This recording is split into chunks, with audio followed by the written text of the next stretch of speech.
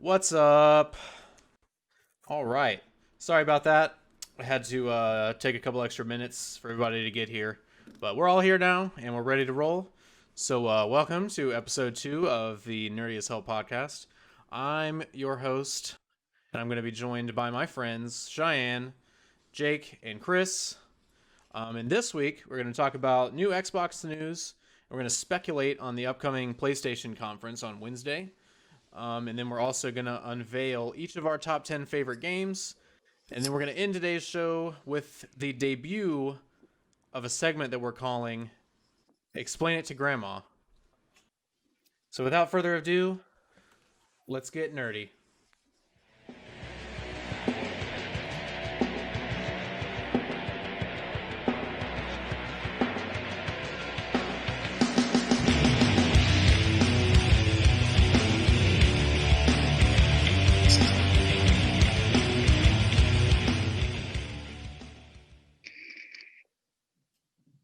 All right. So what's up, guys? How was everybody's weekend? What is I'm up? great. It's been pretty It good, was not good. gonna lie. Yeah. Hey, football's back. Football is back. Oh, football Thank is Christ. back. Yes. Like fucking 10 hours of nothing yesterday, doing absolutely nothing. Just watching football. Everybody's Hell yes.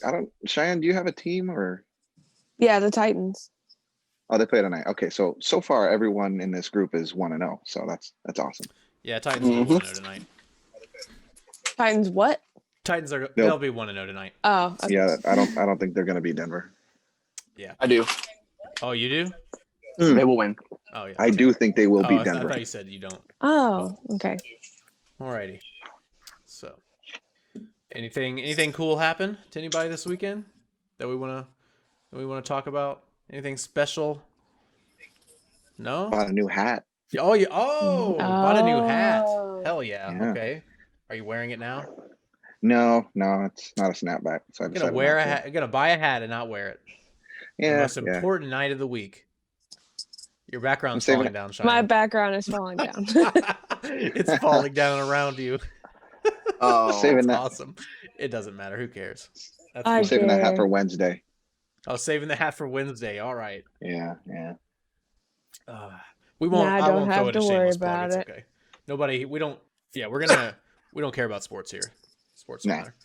All right. No, we don't care about sports. Yeah, whatever, Cheyenne. Oh, Cheyenne with the new space background. All right. So I guess let's go ahead and get into it. So something happened this week that is probably not surprising to anyone here. The news coming out of GameStop corporate is they're going to be closing an additional 450 plus stores this year. Whoa. damn. 450 plus. 450? 450. How many did they close Plus. last year? Was it like 300? Yeah, so last year they had 321 store closings. About this year they were planning to do about the same, and then the pandemic happened. So Ouch. that's not looking good What- for them. What about You know their what? online sales? Yeah, so with the pandemic, they had actually an increase of 800% in terms of online sales. Yeah, But of course. apparently that wasn't enough. That wasn't enough. So Apparently we're not. going to be seeing about 450 less GameStops around the world. You coming know this what? That year. makes sense because today, Alice and I went shopping around to get Miles some stuff, and we just, for the hell of it, decided to swing into a GameStop and look at what they had, and it looked pretty bare in there. Like comparatively, it was pretty Mhm. bare to what I'm used to seeing inside the actual store. They had some good stuff in there, and not just games, but like good nerdy merch. Like Allison bought some really cool pins and Yep. stuff, but Yeah, so as most of you guys know, I don't know if a lot of people watching know, I worked at GameStop for years, for like 3 Mhm. years, and was a key holder there and spent a lot of time working there. And I'm not surprised by this at all. And I'm also not surprised by you saying that there was a lot of nerdy like merch and stuff like that, because when I was there, they were going through this transition where they had acquired ThinkGeek, and they were just absolutely stocking the store with nothing but toys, and we Yep. would joke like, you know, when nobody was in the store, that we were turning into Toy Stop and that was in like 2015. That was Yeah. 5 years ago. Yeah, it's not any better now. Pretty much any store that's not really in danger of closing anytime soon is mostly just a collectible shop at this point with some games on the walls.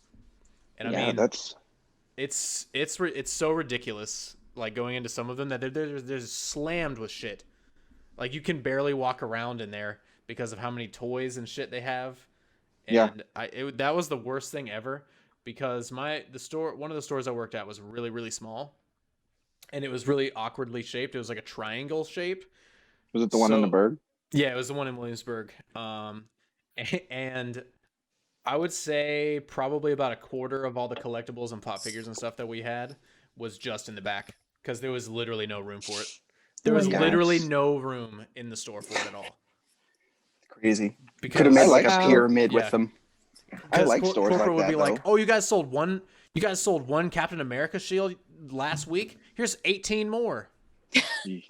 Do better. God. No, fuck. Or we get these giant ass fucking like Freddy from Five Nights at Freddy's. These giant ass fucking stuffed animals that like we Oh, would sell one, and again we'd get like 7 of them, and they'd have to be out on the floor, and they're huge. Yeah. But So, the thing yeah, is, I mean, I don't know. I feel like with this whole 2020 situation, a lot of people have shifted into online mode. I mean, I work at an online warehouse, and my God, has it been stupid busy. Oh yes. mhm. So, I mean, it makes sense, especially if GameStop continues just to be online instead of in store. Like, we went to the mall, and the whole mall itself was it was bare. It was a bare bones of what it Yeah. used to be. And Oh, it's yeah. not like it's an old mall, but it is bad. That doesn't surprise me at all. But does it make you guys sad to Yeah. think like Mm, what? All right, so this is what makes me sad. I miss when GameStop was like in their heyday, right? And they had Mhm. midnight release after midnight release all the fucking time. And you go out and hang out with You could- everybody and wait. Yeah, till the you could midnight. win prizes. Yeah, But do, like, like they'd have trivia, like yeah, mini yes. games and stuff. Absolutely. Yeah. That Yeah. was nice. They stopped doing that when I was still there. They started doing these like because game companies to try to get ahead of like the digital release sales because less and less people were going out to midnights and stuff like that because of digital sales were going up and less people were like, oh, I guess I don't have to pick my game up, so they would just stay home.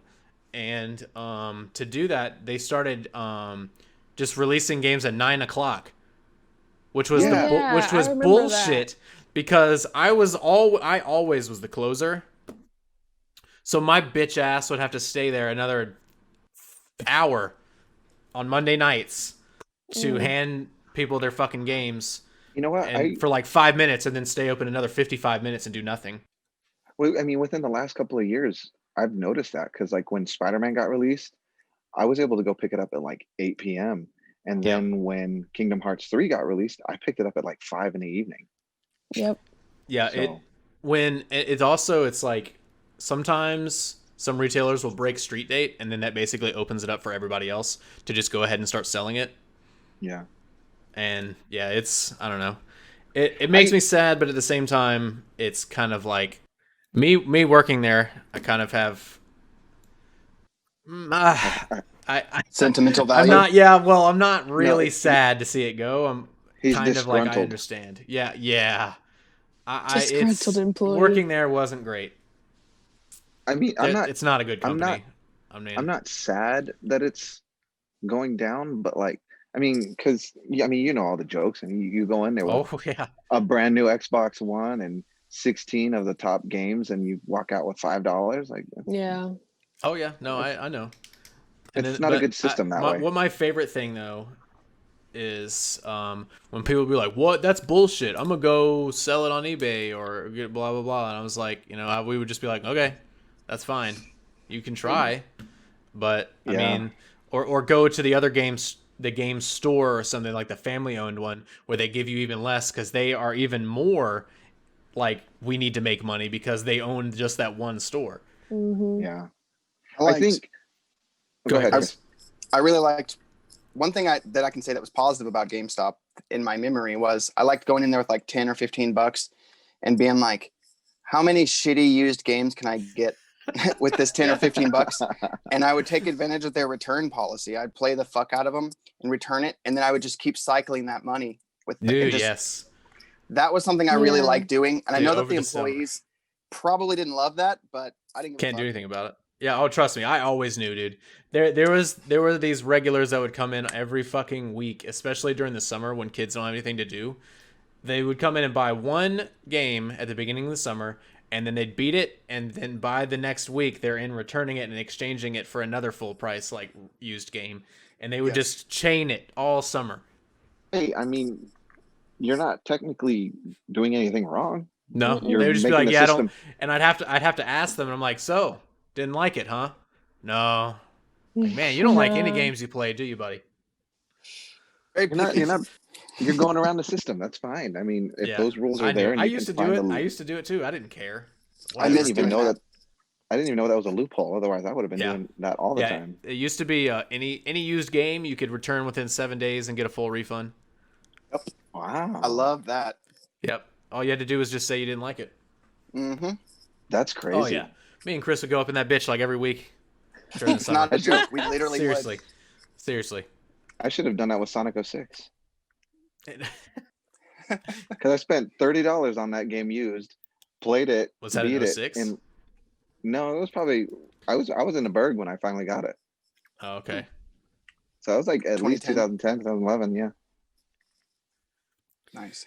Jesus. And it was still going for $30 5 years later. Mm-hmm. Because it's Sonic. Is that game like a colossal failure, or just a colossal piece of shit? It's pretty bad. However, I will stand by saying Sonic Boom is worse. Sonic Boom is unplayable, whereas Sonic 06 just has some pretty bad glitches and a really convoluted, stupid storyline. What? Sonic with a convoluted, stupid storyline? I mean, never. Because if you think about it, why would you say that? Well, if you think about it, all the Sonic games are always defeat Dr. Robotnik. This one was like time travel and furries. Oh, dude, that's out of control. Furries in Sonic 2? Wow. Well, yeah. That's dude, they really got out of control with that one. Holy shit. Oh, yeah, and plus Sonic had like tape on his wrists, so you know. No, that's Sonic Boom. That was Sonic Boom. Yeah, that's what I thought that was what you were talking about. Oh, no, I was talking about Sonic 06. Okay. Sonic Boom is like unplayable. It's the wrist tape, man. I saw the Game Grumps play some of that, and it is unplayable. It is unplayable. All right, well, I guess we will go ahead and segue into our second topic. Other than anybody else have anything else to say about GameStop and us being another 450 plus stores light across the United States, at least? I just can't believe it. I just can't believe it. Not that I buy games at GameStop all the time, but it's sad to see. It's nostalgia, you know? Like, it's sad to see it go. Well, yeah. I mean, do you remember EB Games, like their biggest competitor? Same company. Oh yeah. No, it was the same company. Oh, was it the GameStop same company? owns them, yeah. In Canada, it was EB Games. It was the same company. Oh, okay. I thought they were competitors. But anyways, like I remember watching EB Games disappear, and then it was only GameStop. Yeah, because they bought them. They bought them, and then they just changed all the names to EB. To me, GameStop. Like my thing is, I like going into like a smaller owned, family run, used game shop. Like those places, they have like the better stuff, those places they also 100%. Carry. They also. I was about to say they also carry the retro games, and I love that. Yeah. Like you can go in and turn in your old PS2 games and find PS2 games. They're even older. You can find Dreamcast, Sega, those kind of games in there. I love those stores. GameStop didn't give a fuck about retro stuff. No, I know, they didn't care enough to even put them in the stores. They would just sell them online. It's so bad. You call yourself GameStop, but you don't even care about the retro shit. Yeah, it's bad, dude. It was bad. When I lived in Georgia, there was this really, really cool, like, I swear to God, it looks like they took like 2 rooms of an old apartment building and just like tore out the middle wall, and it was just wall to wall covers of any game from like Atari all the way up to current gen. Beautiful. And it was the coolest fucking store ever, and I miss it. And the dude was like, "Yeah, if you need anything, just shoot me an email, and I'll see if I have it, and I'll send it out to you." So like, I really hope they were able to survive this whole pandemic because it was a really cool store. I Do you remember what it was called? hundreds. Video Game Heaven. Video Game Heaven. Oh, Video Game Heaven. They have one in Virginia Beach. I don't know if it's this honestly like family their sign, owned, huh? This sign, no, I swear to God, this sign was like hand drawn with chalk and paint, and it looked really sketchy from the outside, but the inside was so cool. Maybe they were. It's like one of those stylized bars that you keep they keep popping up all over the place. Like the same name. But yeah, probably. Anyway, kind of not really sorry to see you go, GameStop. Yeah, so, I'm not either. But yeah, we'll move on to something that will probably help GameStop for at least a year or so. If you limping along. Yeah, if they live that long, yeah. Dude, they're on their deathbed for sure. While we were off last week, between when we recorded Monday and then now, which is the following Monday, some shit happened. The Xbox Series S got leaked with all the details, and then the following 2 days, Xbox basically came out and just officially announced the price, the pre-order date, and everything about the two next-gen systems that they have coming out. So we'll start by talking about the Xbox Series S because that's what triggered the early announcement. Because Xbox is also having an event this week, but we pretty much already know what they're going to be talking about. So the Xbox Series S was leaked, I believe, last Tuesday night, and then they had confirmed it Wednesday morning that the price for the Xbox Series S will come in at $299, and the pre-order date for that will be opening up on September 22nd, and it will be releasing on November 10th. One thing that is cool. Go ahead. It was just $299 for the digital only, right? Yeah. So the Series X is a slightly less powerful, all digital next gen Xbox. Yeah, it's way smaller. It's even smaller than the Xbox One S. Apparently, it looks like a speaker. Yeah, it's very small. It does look like a speaker. It looks like a little boombox. Like I just want to hold it over my shoulder. Walking down the street. Yeah, of course. But something that the Xbox is doing this console generation, which I think is really a cool thing to kind of like make it a little easier for people to bridge the gap on upgrading, is releasing a smaller, slightly less powerful system, but also offering something called I think it's Xbox Total Access. All Access? Xbox All Access, yes. So what that is it's basically a 24-month subscription. For the Series S, it's $25 a month for 24 months, but it also comes with Xbox Game Pass Ultimate, which is normally $15 by itself, and EA Play, which is $10 a month separately right now. But I believe on release day, they will be joining in the Xbox Game Pass Ultimate subscription. You know what's exciting about EA Play? What'd you say? He said, what's exciting about EA Play? Yes, you get every EA game that anybody that wants to play. I guess all the sports games. Important. Only one that's important. What is that? What is that? Yeah, Kingdoms of Amalur. Oh my God, whatever. Oh, the re-reckoning. The re-reckoning because they re-released it. So stupid. It's so. But I love that game on the 360. I love that game, and they just re-released it. Yeah, so you got, of course, headlining EA Play. You got Kingdoms of Amalur, the re-reckoning. That's probably going on top of every Star Wars game and FIFA and everything. It's going on top of all those. So that's their headliner.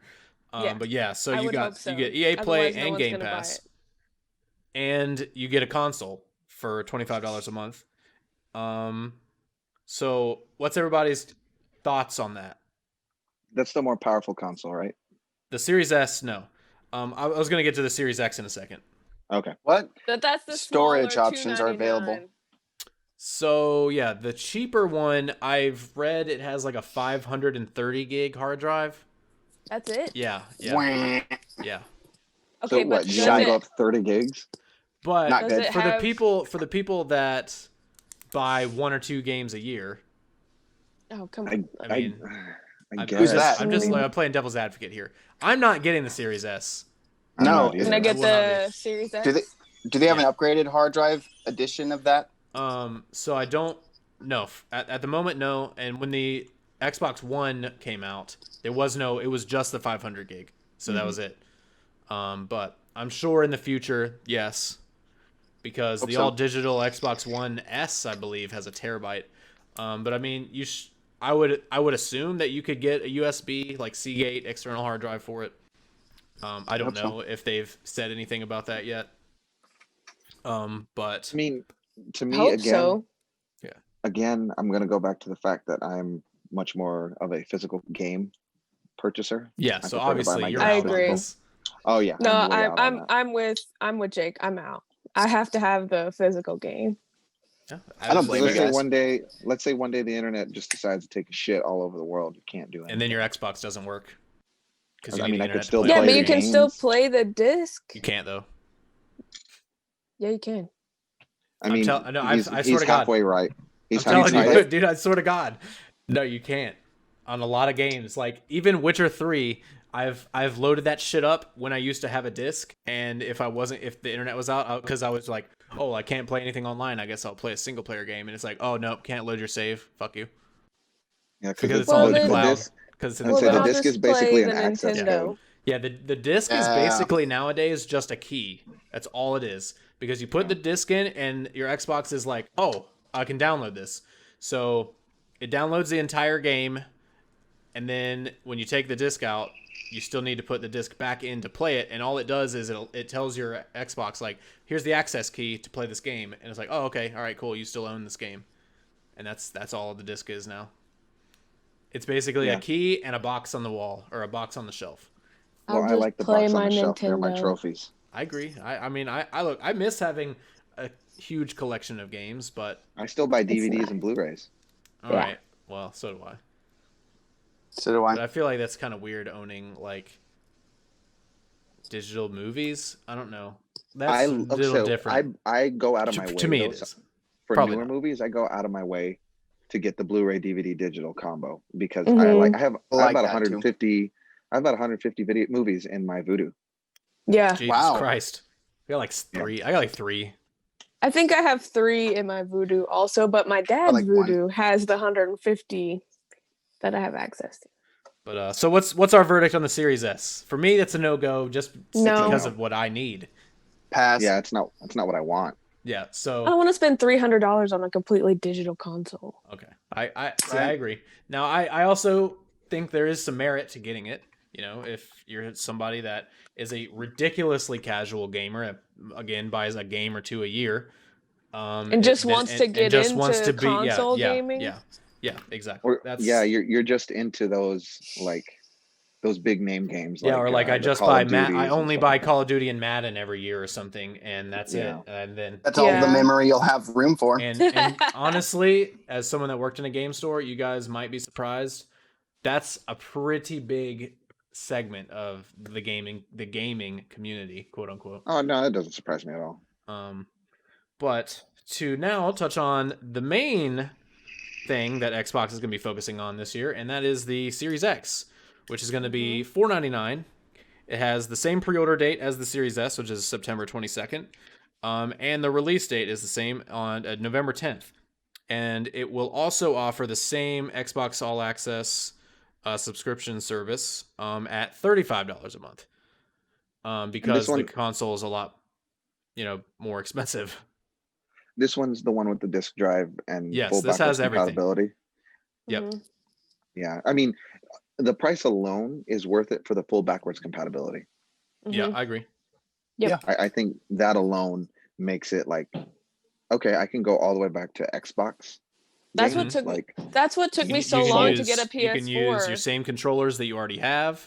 Yep. You can use the same headset, all that good shit. And then another thing, I don't think any of us are really struggling with the whole how much of a good deal the subscription service is, right? No, not at all. $35 a month. Yeah, because if this one is 35, but I'm already paying 25 right now for Xbox Game Pass Ultimate and EA Play. I'm already paying that. Me too. Yeah. So I could cancel that service and then just sign up for Xbox All Access for $10 more and get the next gen console. Mm-hmm. Yeah. No, that's a great deal. Totally and doable it's like too. I'm going to be paying for those things for probably the next 2 years anyway. And there's hundreds of games on each of those. Exactly. With Game Pass Ultimate and EA Play. What's Do you the not have memory to put storage? any money down? No. It's It's just a subscription. There's no 0% APR too. There's no nothing. It's just like as if you were paying Xbox Live every month. That's for a console, which is insane. Which is awesome. Yeah, it's insane. Yeah, that's ridiculously well. You can sign up for that with your pre-order on the 22nd, and I believe you don't get charged until the 10th of November. So you have to have $35 by the 10th. Yeah, from what I saw, all participating retailers are Best Buy, Walmart, Microsoft Store, Target, and GameStop. Yes. Yeah, so I can pick that shit up at work. Now, unfortunately, with the subscription, that probably won't be a discount, but it's okay. Yeah, I know, bummer. But you know what? For $35 a month, and that makes, in all honesty, that makes justifying it to, whoever your partner is, if you're married or whatever. That makes justifying it that's instead of dropping $500 less trips to a fast food place. Well, not only that, but it's Xbox is trying to make you healthier. You heard it here first. Take away your fast food money. You heard it here first. Go ahead, Jake. I'm sorry. No, you're fine. It's just so much easier to justify saying, yeah, I'm going to spend $35 for the next 2 years a month or whatever, instead of saying I'm going to drop $500 right now. And that's way easier to calculate into your budget. Yes. I don't know if you guys calculate your budget every month, but I do. And adding just 35 isn't as bad as trying to come up with $500 to just drop. Yep, exactly. And that's without, you'll be getting a game day one, I'm sure. So that's 60. That's another 60. That's 500, and that's $600 plus tax right there. Yeah, that's like when we bought our Switch. Like we bought it and it was $300 right there, and then we had to spend another like $80 for just 2 games. Because you know you got Mario Kart and you know you got Zelda. Actually, no, I didn't. Okay, I got Mario. Oh, that's Odyssey. right. You haven't played it, fucking nerd. I got Mario Odyssey and I got Snipper Clips. Sniper Clips. Yeah, that's what we call it at my house. Sniper Clips. I got the Switch. That's the Let's Go Pikachu version. So it was like $400 and something for that in the game. It's just crazy for one game. Yeah. God. But yeah, I think that is just a really cool extra option. I mean, I'm sure there will be those people that'll drop $700 day one by getting the Xbox and Assassin's Creed and Watch Dogs, whatever games are available day one. Valhalla. In other news, originally Assassin's Creed Odyssey, I believe, was supposed to be coming out on the 19th, which was the same day as Cyberpunk. But smartly, they decided, hey, fuck that, we're going to move it up 9 days to release day on the Xbox One or the Xbox Series X. Assassin's Creed Valhalla? Yeah, I'm sorry, did I say Odyssey? I apologize. Yeah, Valhalla. Yeah, they moved it up to the 10th to be available on day one, and smartly get away from that Cyberpunk release day. Yeah, because they were going to get fucking wrecked. They were going to get wrecked. Going for a Cyberpunk. What was that? They were going to do what? So everybody was going to go for Cyberpunk. But yeah, so I think that's a really awesome thing that Microsoft's doing. We'll see if, I guess, Sony will scramble to have an answer for that this week. Think about it. But they probably won't, because they're very strong-headed and stuff like that. They're going to be like, give me the $500 right now. Or not. Now is Oh, sorry, Jake. It's okay. I was just going to say, I don't think Sony will, because think of how the PS3 launch went. They just came out and said because they wanted $600. They wanted $600 for the PS3. $599, day one, $599. It took them until the last year, I believe, to overtake the 360 in total consoles sold. I believe. Dang. Maybe they learn from it and be like, okay, we can't do that. We can't do that again. Oh well, you would think that. You would think, but it seems like right now because they don't want to do backwards compatibility still. I know, that's what took me so long to get the PS4 because it wasn't backwards compatible. So I was like, why even get it? The only reason I got a PS4 is because I found out Kingdom Hearts 3 was coming out. And then I realized Kingdom Hearts was coming out on Xbox. And I was like, well, what the fuck? They're all on Game Pass right now, by the way. Every single one of them. Of course, I have them all. The only reason I got a PS4 was because they were on sale and it was gold. And I was okay. That's why I got mine too. I was like, Days of Play, $299 for a terabyte gold PlayStation. That's exactly what I got mine at the NEX on base because it's tax free. Yep. All right. Well, since now we're talking about PlayStation, unless Chris, do you have anything else you want to say about Series X? I have something else I want to say. Okay, go for it. Is Valhalla going to be released on other older generation consoles as well, or is it just going to be Series X? Yeah, and it's also I believe that they're doing the free upgrade also with that.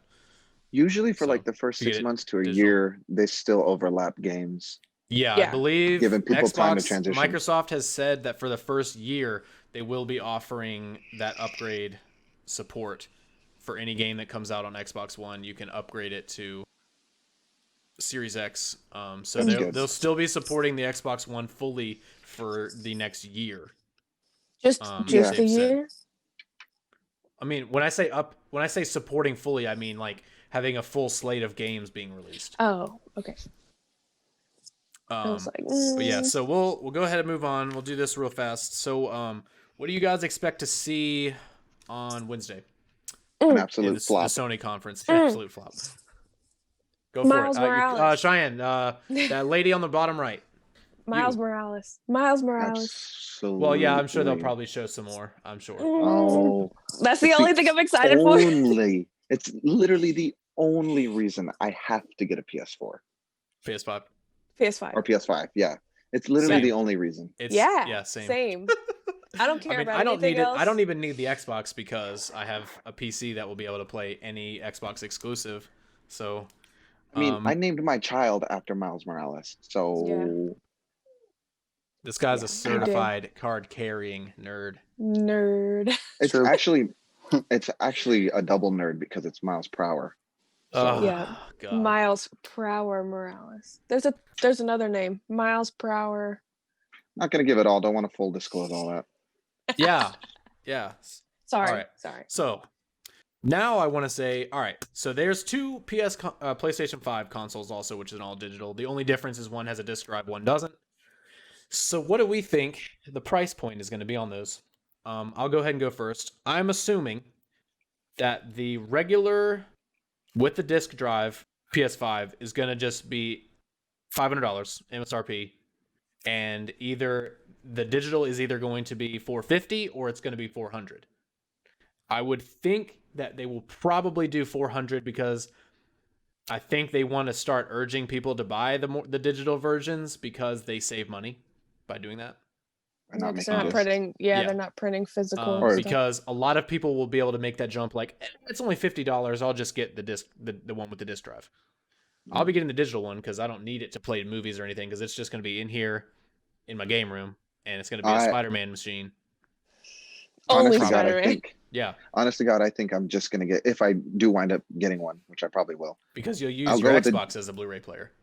I'll get a PS5 digital. Because I'm not a big PS5 user at all. I'm not a big PlayStation user at all. And all the games that like I want to play on PlayStation, like the Spyro and the Crash Team Racing and all that, they're all multi-platform anyways now. So what's the point? So what do you guys think? I don't think that they're gonna go as high as $450 or $4 for the digital. I think they're gonna try to match Xbox because why wouldn't they? Even though it's the exact same console?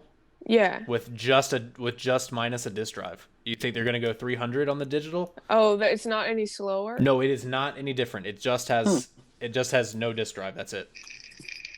There's no performance differences or anything. 375. 375. 375, yeah. 350. All right, Chris is on the record. We got that written down. He says 375. So when it isn't, he's an idiot. All right. I didn't write that down. I'm just kidding. All right. When it Can't help it. So yeah, I guess we're all pretty much in agreement that they're probably just going to match Microsoft and go with 500. Yeah. And me thinking that $4.98. Okay. All right. Probably at Walmart, since Walmart always goes $1 cheaper than everywhere else. I think it would be dumb of them to try and go higher. Oh yeah, for sure. After yeah.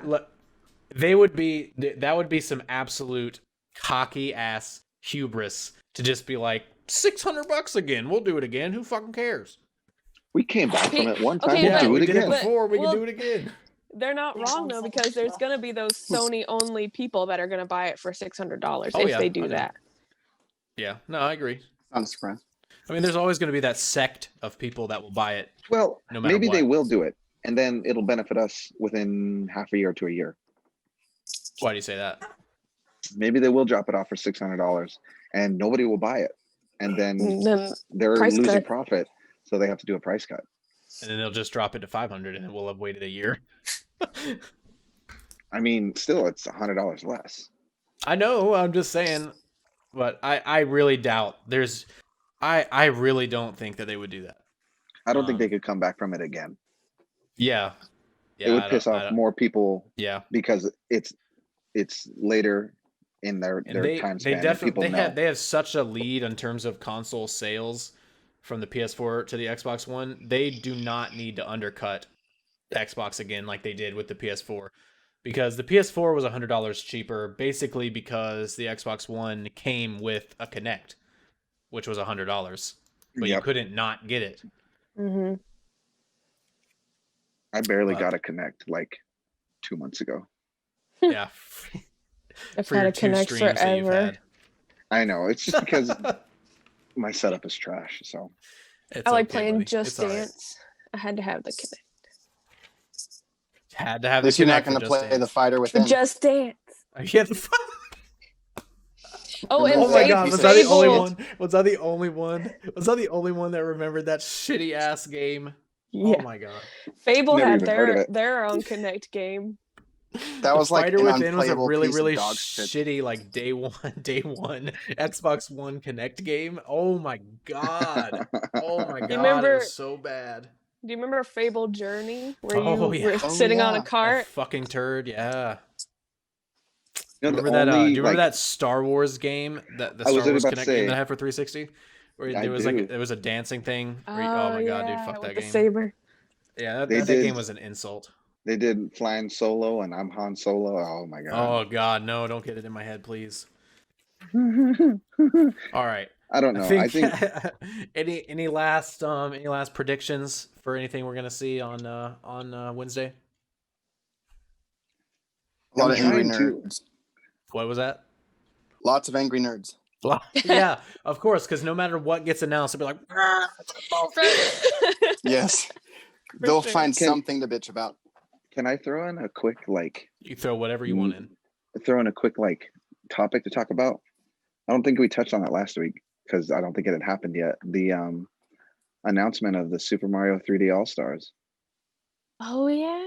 All right, go. You guys go. You guys are the Nintendo nerds. I'll let you guys take control. Did you pre-order it too, Jay? Of course, I pre-ordered it. Yeah, it's already downloaded. It's already downloaded on my Switch. You got my drunk ass to pre-order it while I was fucked up. I pre-ordered it technically, if you want to say 4 times. Oh my God! What the fuck? Yeah. Whoa, so okay. Why? So I found out that they were doing the pre-orders. So, but it was like midnight, and I needed to go to bed. So I woke up the next morning, and literally no one had it. So I pre-ordered through Nintendo. But it was just the digital version. And again, I don't like digital. So I kept looking. And then I found out that Amazon had it. And so I was like, okay, I'll pre-order a physical copy through Amazon. And then it was like 10 minutes later, Walmart had it. So I pre-ordered it through Walmart. And I was like, okay, fine. It's like $2 cheaper. Then I went to Target and I was like, maybe I'll get a discount if I go through Target because I work there. So I went to Target. And I got a $10 discount on it because of my employee discount and all that. So I finally pre-ordered it through Target. I pre-ordered all these other ones. Pre-orders later. Oh, yeah, I canceled the others for sure. I pre-ordered it digitally only because I had $10 off on the Nintendo store with the coins. I got $1.50, so I was like, "Nah, screw it." So I pre-ordered it on there, and it's already downloaded. Like it's ready to play on September 18th. Oh, yeah, all I did was pre-order it on my Nintendo Switch, and I was good. I didn't have to go to 5 stores. No, I'm gonna get it. It's gonna get delivered to me like the 20th through the 23rd. So. It's gonna be late too. That is bullshit. Wow, dude, you suck. Your physical games. Get the fuck out of here. I could go to the warehouse and just say, "Hey, I pre-ordered this. I'm taking this home." I don't know. You could try. Knowing Target, you would get axed for sure. Mm-hmm. What would they ask him? What? What would they ask him? I meant to say ask him. Ask him. But it is really. I need cool, a sound effect for fail jokes. We need one of those. This release or this announcement of the Super Mario 3D All Stars for the 30th or 35th anniversary of Mario has given me a super like hopeful boner. What is it? For boner? It's a boner that hasn't happened yet, but you're hoping it does. Is it a semi? I've never experienced it's non-existent. That. It's non-existent. Well, you haven't experienced that, Cheyenne? What the fuck? But anyway, doesn't your dick work, Cheyenne? Can you put it in women's terms? I thought you were going to say, can you put it in? So I thought you were about to ask want me to put it in. It's like hopeful moistening. Yeah, it's a hopeful moistening. But anyways, so it's got me super hopeful because next year is the 30th anniversary of Sonic the Hedgehog. Oh, and I've been seeing videos and tweets of like Jun Sonoe, who does like all the music for fucking like the 3D Sonic games. I've been like getting super hopeful that like they're doing a Sonic the Hedgehog 3D re-releases, and I'm gonna be I would buy a Sonic crushed. Adventure remaster. I would buy that. I'm gonna be soul crushed if it doesn't happen. Maybe you should stop thinking about it then. If you're gonna be soul crushed. I will be soul crushed. You're not owned by Nintendo, so it has no bearing on that at all. Yeah, look on Sega's website and see what they got. I follow Sonic Stadium, and they're pretty like they report a lot on Sonic news, and they have a big announcement coming up here pretty soon. So that's the next game, Sonic News. Sonic News. Action News. You run around with a camera and you film shit. And Sonic can do it because he's fast as fuck, so he doesn't need a van. It's a new game where you just film global warming. Yeah, it's like Nightcrawler, but you're Sonic. Fires. If you guys seen that movie. Thank you for letting me interject my talk. Oh, you're welcome. Anytime, I guess. Before we move off of Nintendo 3D All Stars, I want to touch on it real quick for those who don't know that it's 3 games in one. They're putting on Mario 64, Super Mario 64. Yeah, Super Mario 64. Don't you know? I know. I don't remember the title of it. Super Mario 64. Super Mario 64, Super Mario Sunshine. And then Super Mario Galaxy, which was on the 64, the GameCube, and the Wii, respectively, which is super cool. So for the same price, so $62 with tax or whatever, $65 with tax, you get 3 games. 3 classic 3D Mario games. I know. 3 classic remastered for the Switch games. I just think it's awesome, and I'm excited about it. 3 old ass games I can't wait to play for 5 minutes a piece and be like, man, these are old. Yeah. They're not remastered, they're upscaled. They're upscaled, yeah. Unfortunately. I think go ahead, Chris. I got a question. This is not related to what you were just talking about, but it's kind of similar. Is Mario Maker basically just Mario Paint? Yes and no. You should probably play some Mario Maker. It's a level creator, and it can be either A, the most fun thing you've ever experienced, or B, the most painful and horrible, aggravating and infuriating game you've ever played. There's no in between. Yeah, Chris, I'm not even good at regular Mario, so I would never buy a Super Mario or when they play all those Maker. Never. Those like Jozu, those Jozu levels where you have to like kick a shell off a wall, bounce off the shell, grab another shell, kick it. No. God damn. But people do it because the way that you like release levels is you have to beat it yourself. You have to beat the level that you make. Yeah.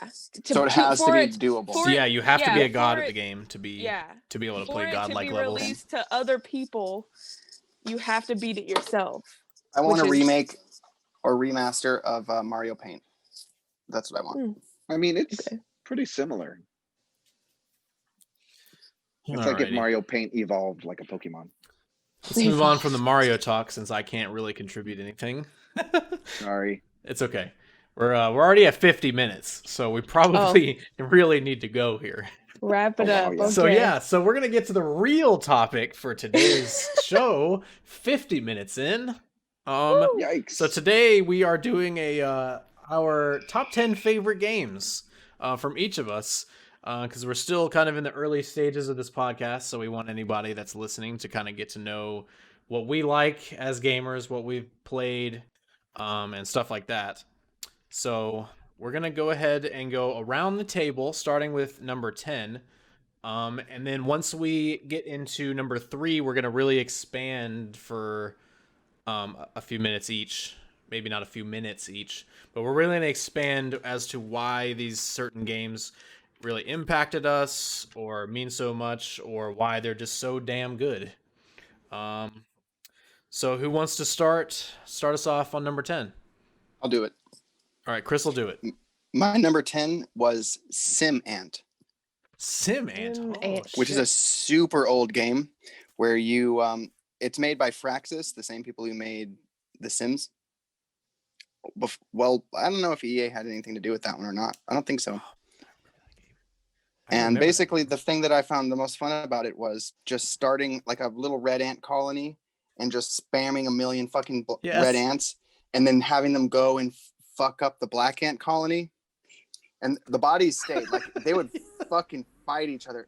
If you don't have this game, if you've never played it, you could probably find you could probably find that shit cheap. Oh, if you got a PC, play Sim Ant. Dude, it will knock your socks off. I haven't thought of that game in so long. Be sure to put socks on. Yeah, make sure to put socks on before you get them knocked the fuck off. Put on 2 pairs so you have a second pair. So at least you have socks on. Just to Sim make Ant sure. might be. You might want to look up some clips of Sim Ant to show for people who don't know, because evidently Jake doesn't know. That is a really good. Never even heard of that game. I've never heard of it. Jake or Cheyenne go next while I pull this up. Okay, so I have Left 4 Dead 2 as my number 10. Hell yeah. Mostly because I just played it a lot. Like, I know those levels inside and out, upside down and backwards because of how much I played with my cousin. So. Wow. Damn, it was my low number on your 10. list. My number 10 is pretty obscure. It's called Bust a Move 4.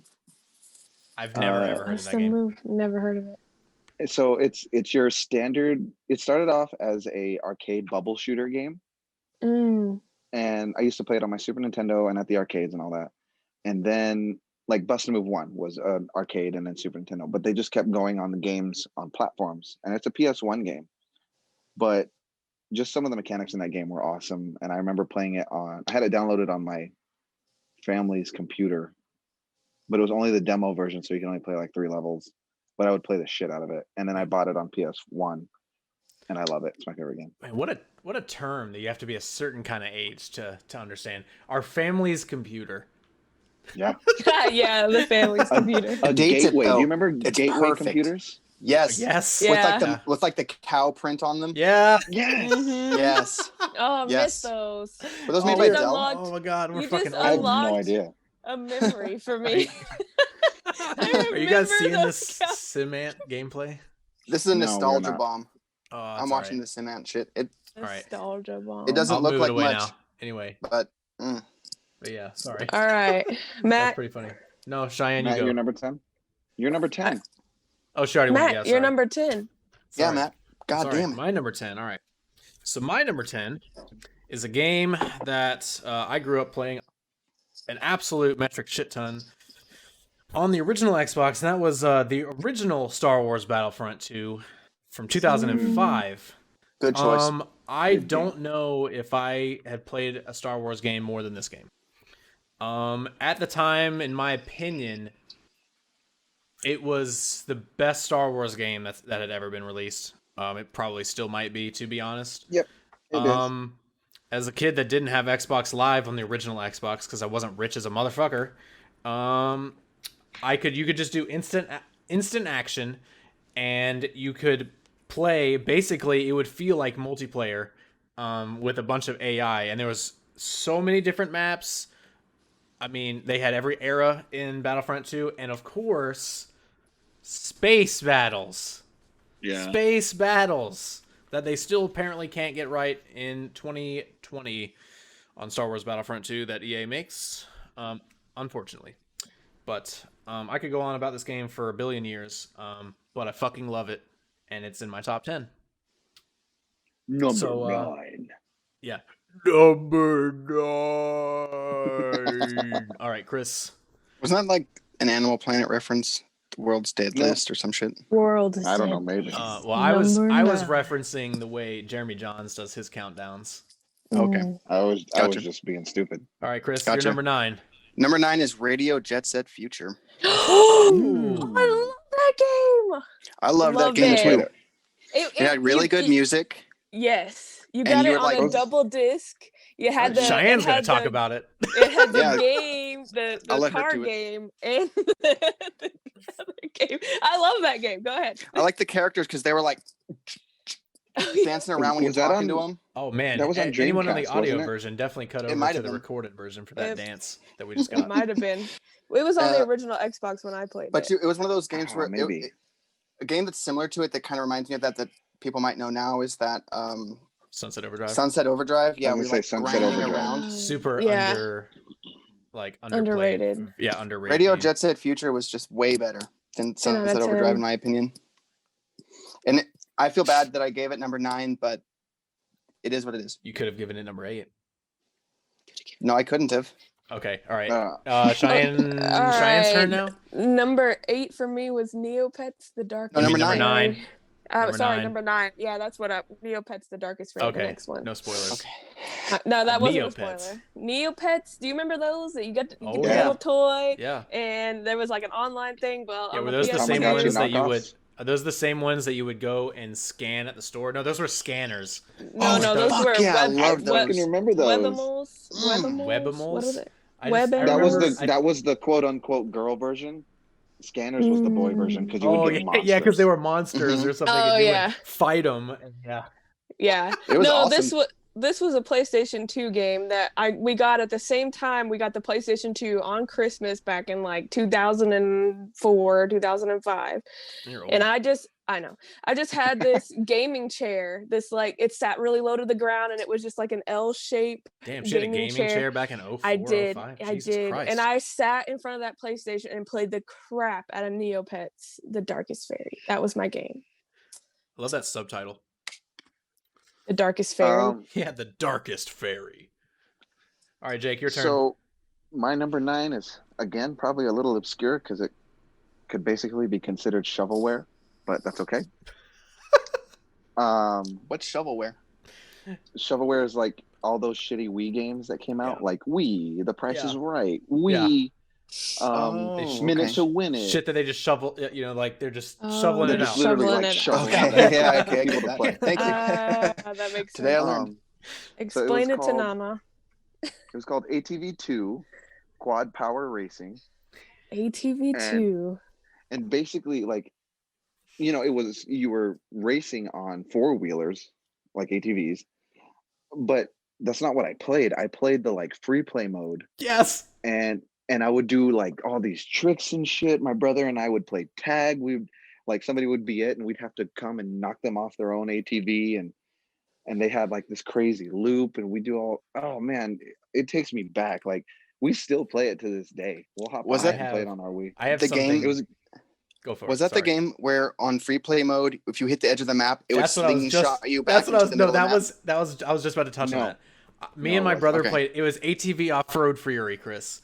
That's ATV the one I played. Off-Road Fury, yes, and that game was the one. Fucking fantastic soundtrack, by the way. It had them bones and all this that's shit. Where I learned. Yeah, that's where I learned about Godsmack and yes, like that. All of yes, that. Dude, yes. And every fucking time, me and my brother would go to the desert map, and we would just drive out. Just keep driving, and you'd hit the invisible wall, and it would just fucking send your dude flying miles. And it was the used funniest the cheat code. shit. I don't know why, it was so fucking funny. I used a cheat code to unlock all the characters in the quads, and we would just fuck each other up on that damn game all the time. Hell yeah. All right, Awesome. My turn now? Yeah. Mm-hmm. All right, we're still only on number 9. Jesus Christ. All right, We so should've my started number with this. 9. I'm realizing that my games are going to be a little more recent and probably all almost the same. But so my number 9 is something that maybe you guys haven't played in a long time, and it flew under my radar for a while. It was Telltale's The Walking Dead season 1.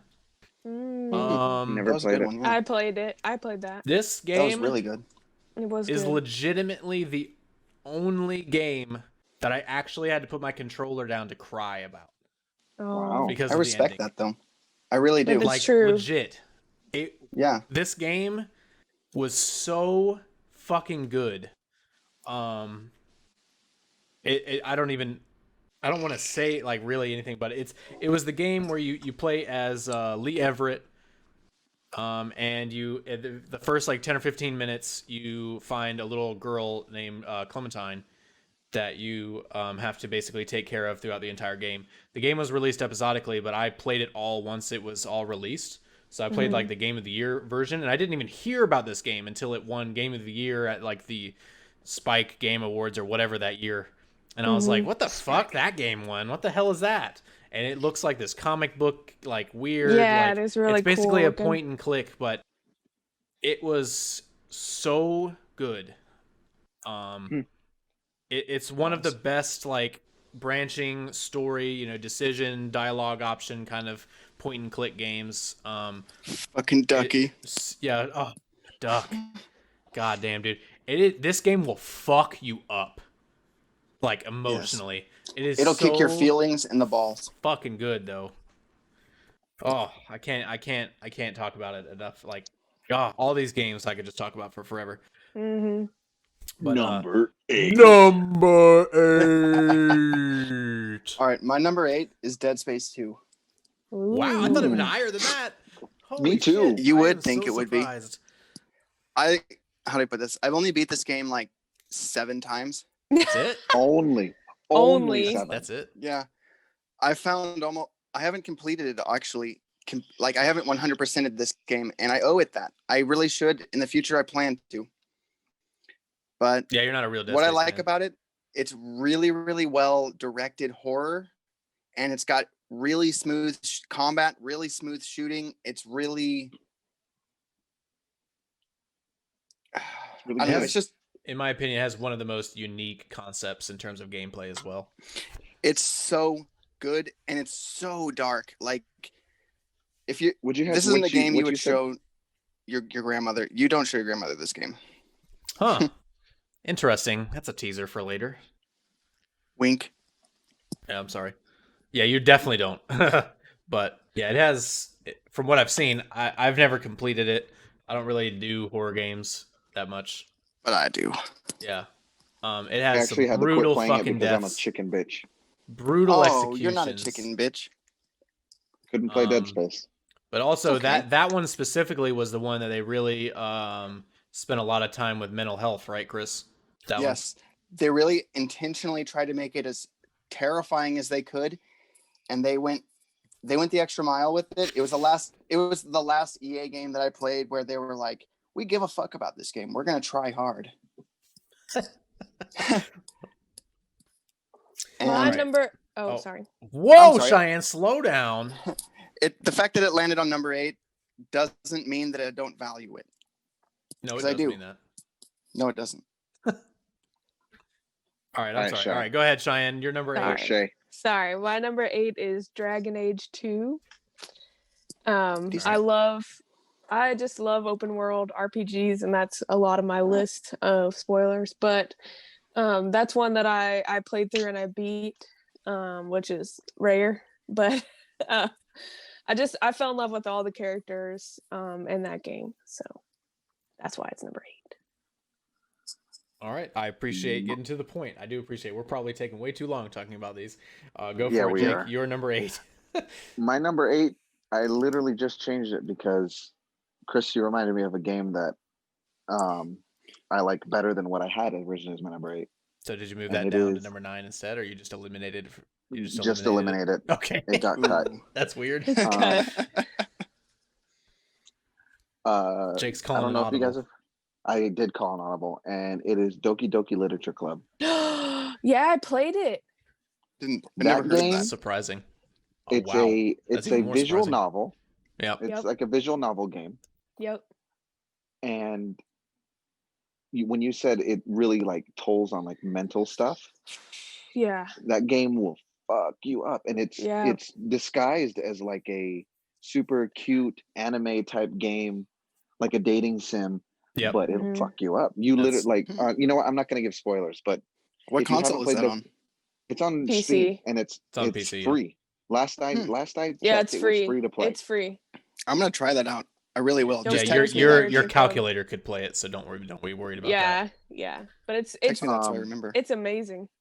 Yeah, well, it'll mess you up. Like we wanted to show my younger brother, but there's some stuff in there that's like really mentally like not okay. And I actually learned about it from the Game Grumps, and then we stopped watching their playthrough and said, you know what, fuck it, we're gonna play this game ourselves. That's funny because that's exactly what I did. I was like, it's free. I'm gonna play it first. Yeah. I actually, funny story, I just bought a pair of socks with all the characters from Doki Doki Literature Club on it today. So. Oh, I have this. My friend does art on Etsy, and she has a sticker set of all of the characters from Doki Doki, and I have that upstairs. Yeah. But anyways, yeah, Doki Doki Literature Club. It'll weird you out.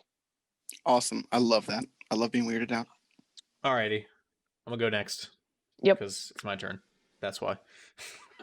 I guess let's try to keep these to like a minute apiece. Because we're at an hour and 7 minutes. But it's fine. It doesn't matter. But so my number 8, I really like Jake really like said he was taking like only one game from each franchise, so that kind of fucked me up on this one. Oh, I broke that rule. You fucking bitch. Oh. All right. So there's multiple games. Then there's multiple games at 8 because you can't. Whatever. All right. So Halo 2 is representing Halo 1, 2, and 3 in the 8 slot for me. If we're doing it like that. That's an 8? Wow. Yeah. Shocked. I'm surprised it's not higher on the list too. Yeah. Yes, but because I don't know, story is so incredibly important to me. Pretty much every game on top of this, almost all but one of them, I think the story is better. Like the story is enthralling to me.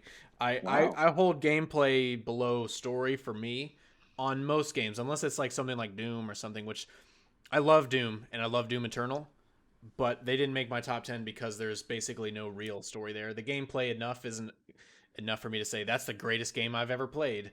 Yeah, Doom's not on my list either. That's fair. I encompass everything about the game as being the art stuff, the art of the game. The story and the gameplay together makes it better than just a good story or just a good game. Preach. I don't know. So yes, I agree. For me. So when it has both, that's why it's better. But yeah, sorry. So Halo, I respect that. The original Bungie franchise, and it has to be on here because it was so important. Like it was at the time, before like probably the last 15 years, it was definitely the best game I had ever played. It was the reason why I got an Xbox. It was, I was going to say, it relates just, to your story from last Halo week. 1 and 2 was like everything. I had never been more excited about a game than when Halo 3 came out. And it lived up. It was like for real. It was so fucking good. I don't think there was a single day that before I got my Xbox 360 and Halo 3, there was not a single day I was when when Halo 3 was out, because everybody would come to school and they were like jizzing about it, and I still didn't have it, and I hated every second of it. Yes. But yeah, so not to go any longer, I really wish I could really go into more detail about it. We probably could in the future, but Halo 2 is my favorite Halo game, so I have Halo 2 in the 8 spot. I respect that. Number? I really Number do. 7. Number 7. For me, I have Dino Crisis 2. Wow, Dino Crisis. Dino Crisis. Was that the one you were talking about last week? It was. Yeah. Dino Crisis is a series that Capcom put out at the same time they put out Resident Evil. It feels like, to me, in my opinion, they were like, here's these two things, and they're very fucking similar. They play just the same. You still craft shit with herbs and like they're basically the same game. Instead of zombies, it's dinosaurs. Cool. But what happened with Dino Crisis, the series, is Dino Crisis 3 happened, and it was an abysmal tragedy, and they were like, let's abort this series. It's dog shit, garbage trash now.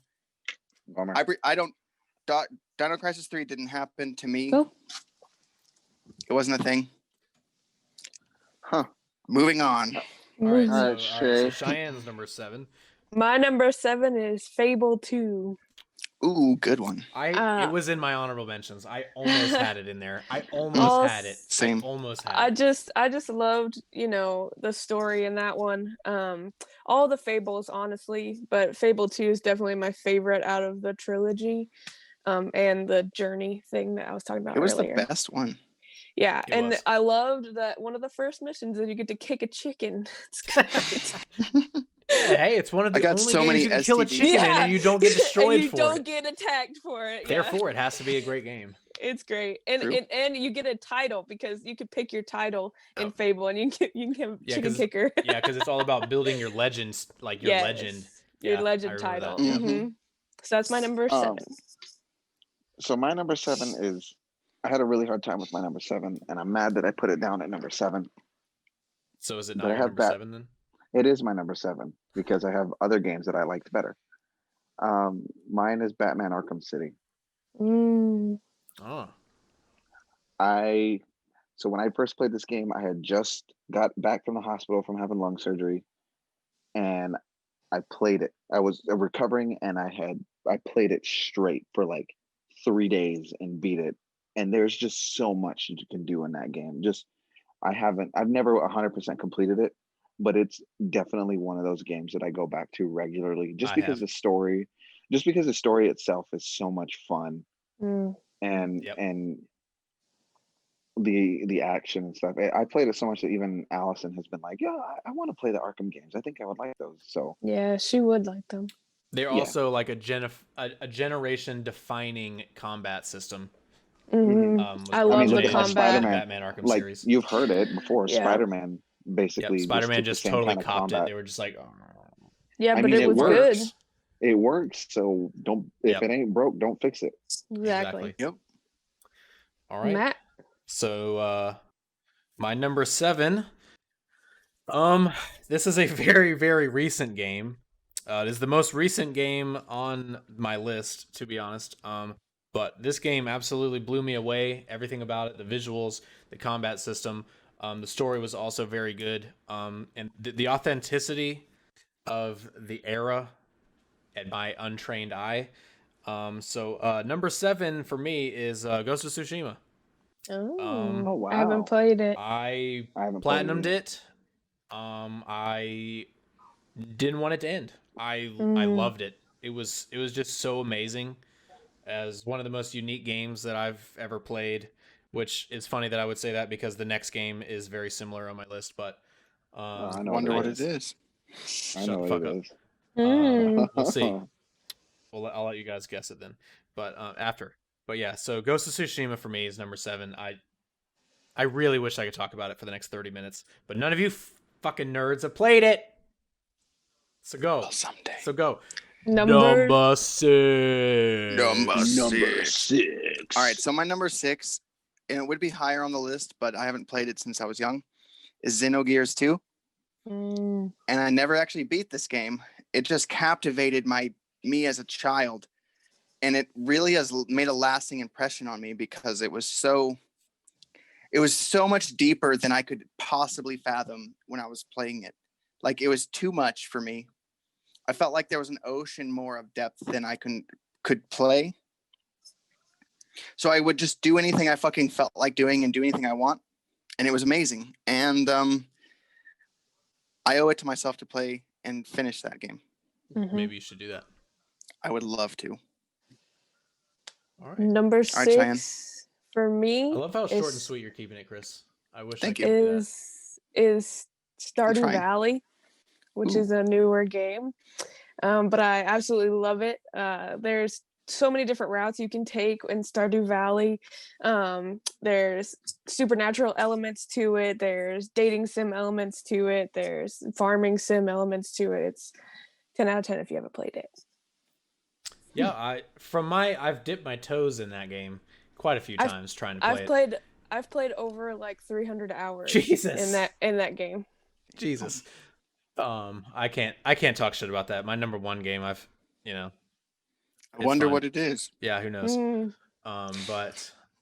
But yeah, I'm sorry, across 3 consoles. I bought it originally for the PC on Steam, and that's where I sunk like, I don't know, 250 hours into it. And then I bought it for the PlayStation 4 and started it, but I didn't really get anywhere with it. And then I bought it for the Switch so I could take it with me. Yep. Anywhere I went, and I've got 130 hours on the Switch, I think. So. Jesus. Well done. Nice. All right, Jake, go ahead. Your number 6. Well, my number 6, I'm not going to talk about too much because it's already been spoken about. However, I will go into specifics saying that this game is very recent. I just beat it for the first time very recently. I know what it is. And it has definitely taken place over my favorite out of this franchise. And it is going to be Halo 2. Specifically Halo 2. Wow. I didn't actually guess that. I'm sorry. Holy shit. What did you think it was? To be something else. It doesn't matter. Go ahead. Oh, no. I Halo 2, I thought Halo Reach was like my favorite Halo game. And I literally just beat it for the first time about a week and a half ago. And it was incredible. I had an absolute blast playing it, even though we weren't playing on Legendary mode because we suck. It's true. No, Halo 2 was a legitimate blast, and I'm already looking forward to going through and playing it again on my own. So good. Oh, Cheyenne's gone. Sorry. Oh, man. Oh, it's okay. I'm still here. So now it's my turn, right? Yeah. Yes. All right, so what did you guys think my number 6 was going to be, since I said it was similar to Ghost of Tsushima? Red Dead Redemption. Sekiro. No. Sekiro. Yeah, it's Sekiro. Sekiro. So yeah, my number 6 is Sekiro. Because this either. is one of the most perfectly optimized and performing games that I've ever played in my entire life. Everything works so perfectly. The gameplay is amazing. Every boss fight is so awesome and unique. I've never enjoyed having my shit pushed in as much as I did in that game. In terms of pure fun. And I have another game on my list that I can't say that about because I actually quit that game for a long time. But for this game, I went all the way straight through it nonstop. Played it for probably, I think it took me 2 or 3 weeks to beat it. But oh my god, it's so good. I need to go back through and get the third ending that I haven't got yet. But damn, man, that game. It plays so good that, like, I've never felt more accomplished after beating the final boss of a game in my life than beating that game. Wow. It's so fucking hard. It's probably the hardest game I've ever completed. I remember being on stream on Twitch with you, or not Twitch, but Discord with you when you went through it. Yeah, when I beat it the first time. Yeah. Oh my god, yeah. You were losing your fucking mind. Oh, dude, so good. So fucking good. One of my favorite games ever, obviously. All right. Number 5. Number 5 for me was Fear, or it's F.E.A.R, and it stands for First Encounter Assault Recon. And what that is a shooter with supernatural elements in it. And what I really liked about it was most of the time you're like going through office buildings and shit, and you're by yourself and you're like just exploring. I liked how it felt. I don't know. It's really fucking good, and it's difficult. I loved watching you nail people to walls in that game. With the nail gun. Yes, it was really good. One of the best physics that I've ever seen. For an early 360 game. Yes, it was an early 360 game, but it was the best one. Fear 2 and 3 are pretty good, but Fear 1 is where it's at. That's the sweet spot. Isn't there Fear? There's a Fear 4, isn't there?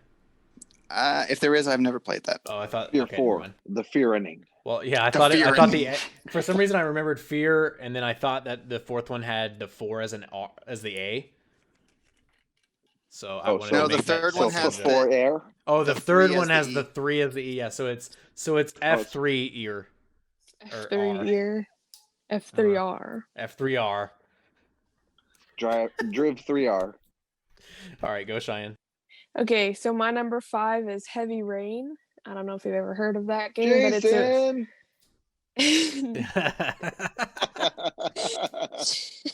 I don't think it was Jason, but It's Jason. Was it Jason? Yeah, that's what you yell at them all at the beginning, right? Yeah. Jason! Jason! Yeah, and you're running after him. Anyway, so that's another game that I beat. I beat it pretty recently. It's on the PS3, but so it's an older game, but I beat it recently, as in this year, and I thought it was awesome. The storytelling element, the puzzle solving kind of detective element, I loved. And then, you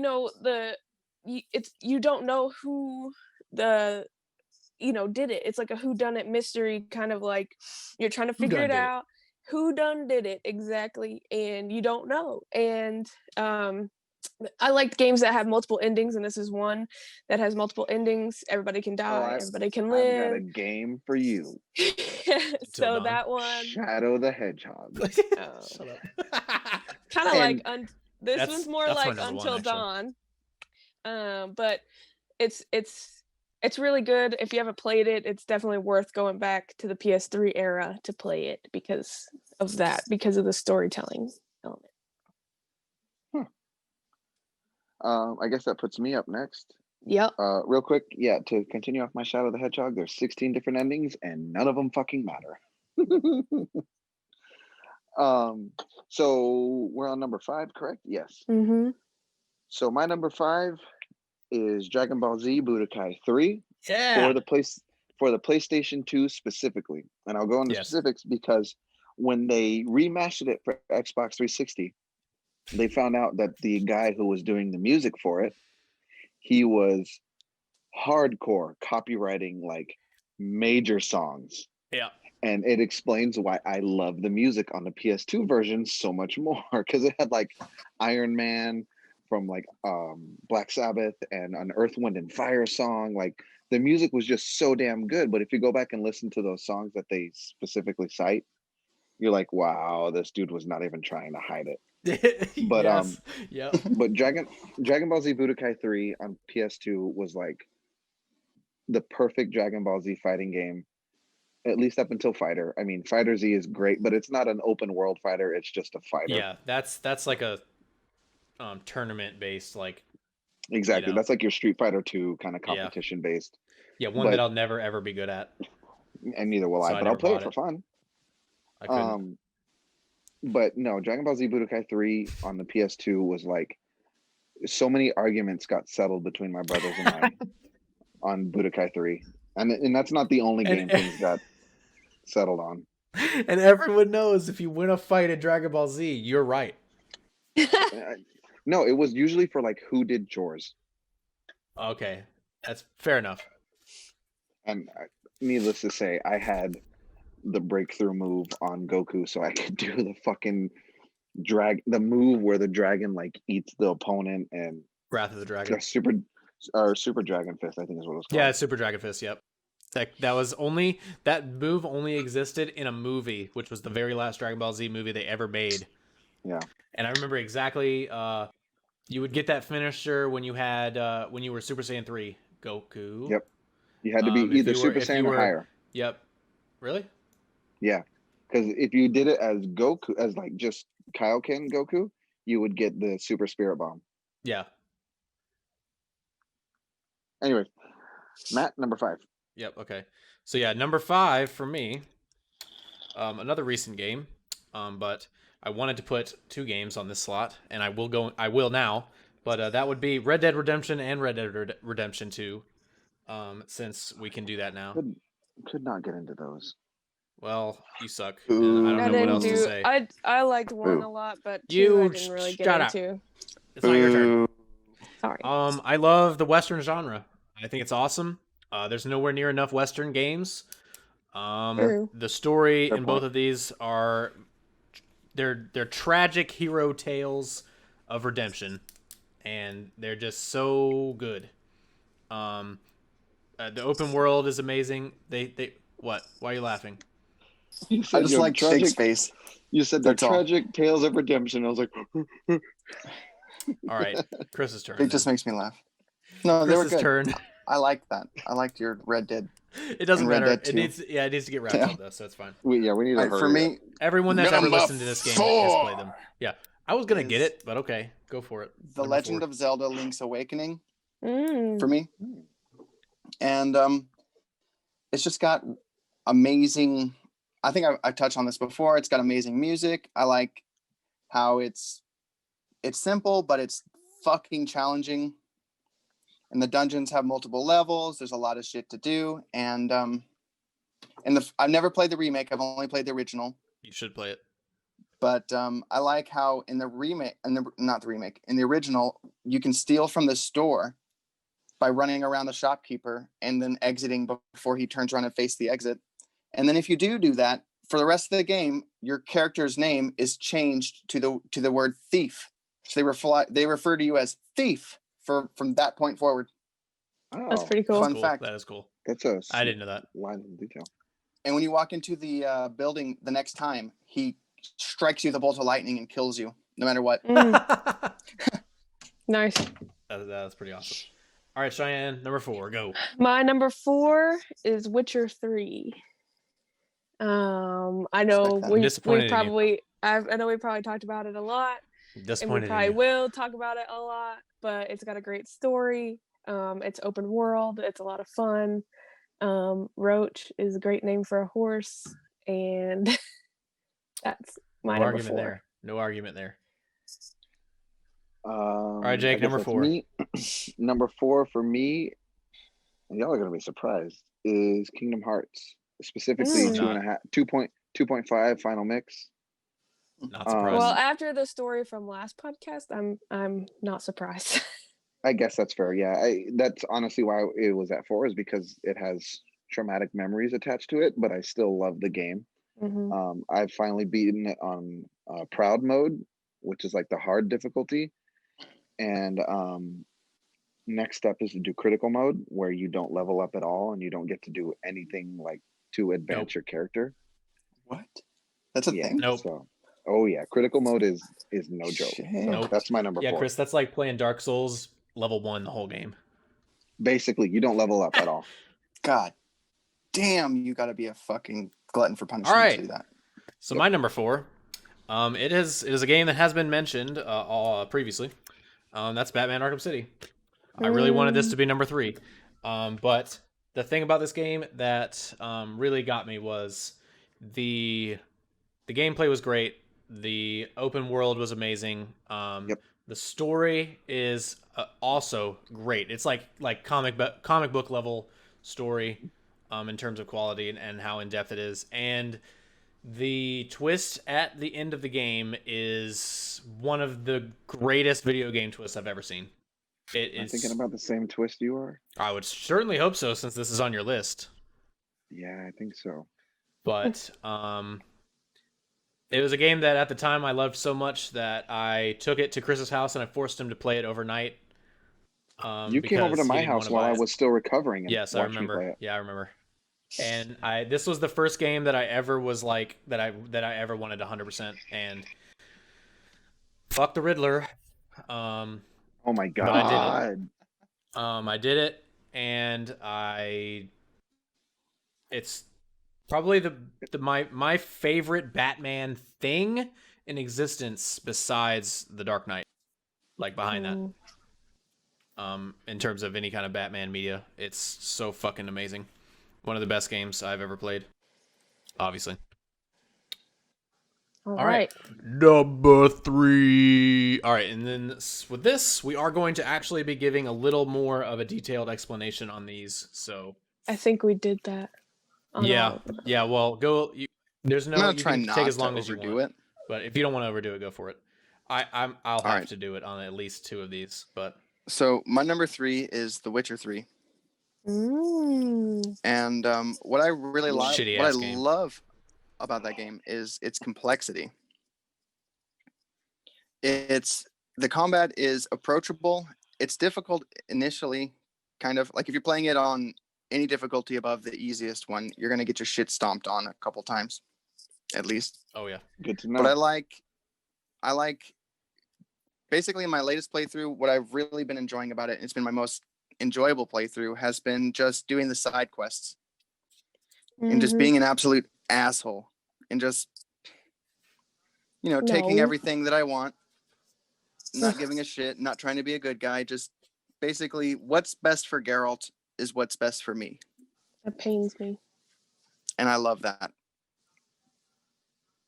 Anyway, Cheyenne. That's all you got? Okay, all right, go. Cheyenne, that's all I got. My number 3 is Dead by Daylight. I've been playing it for the past 2 years. I feel like almost every night with my friends online. Not us. I've not you guys, but other friends that I have that I play on PS4 with. And I've sunk so many hours into that game, playing online, playing offline. I know, you're so hard to beat whenever we do actually play together. Doesn't help that you get hangry as fuck in 2 seconds. Oh my god. But yeah, I absolutely love it. I know it's kind of like, there's problems with the game. There's bugs with the game. They updated a lot though, which is really cool. There's new characters, new storylines, new killers. All the time. It feels like one just came out like last week, and in time for Halloween, and they do Halloween events and New Year's events, and I don't know, it's just a lot of fun as a multiplayer game. You can play it solo, but I feel like it's a lot more fun playing multiplayer. I agree with that 100%. Especially because like you can talk like and strategize and stuff with, if you're playing Survivor. If you're playing Killer, it's only 1-on-1, so 1-on-4. Good I guess dynamic. I should say. Yeah. So that's why it's my number 3. I love it a lot. It's a great game. It's a great game. I agree. I mean, it's not in my top 3, but yeah, I was just saying I can see that for you since you play it so much, but I do enjoy play it as well. So much. All right, Jake, go ahead. It's your turn. My number 3 is Sonic Adventure 2 Battle. That game was the first Sonic game that I ever fully beat. It was one of the first games that I really spent and like put all my time into playing it, trying to beat it. I didn't have a memory card. Originally, I had Sonic Adventure 2 on the Dreamcast, and I didn't have the VMU, the virtual memory card for the Dreamcast. So I would always get to like the 6th level on the hero story, and I was a kid back then, so it was bedtime, and I would have to turn off the system. But Sonic Adventure 2 Battle, when I finally got a GameCube, I got a memory card with it, and it was the first game I said to myself that like, okay, you've gotten so far in this, or you've gotten so far in at least half of this story, you need to sit down and finish it. And then the battle part really came into effect.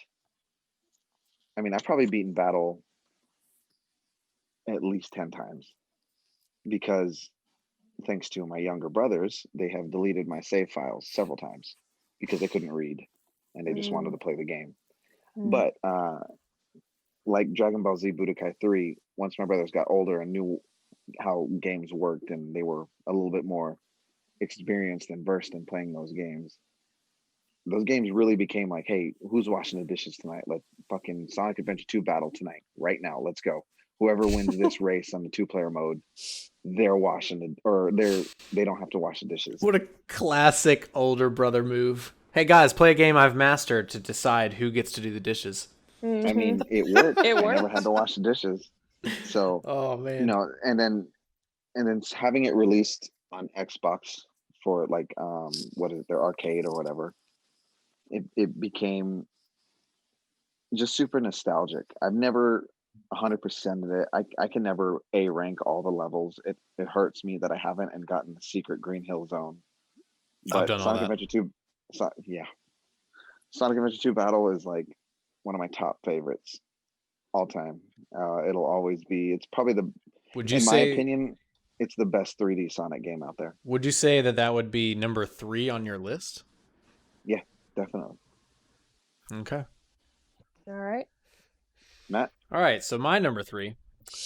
I promise not to take 10,000 decades for this. So my number 3 is Assassin's Creed 2.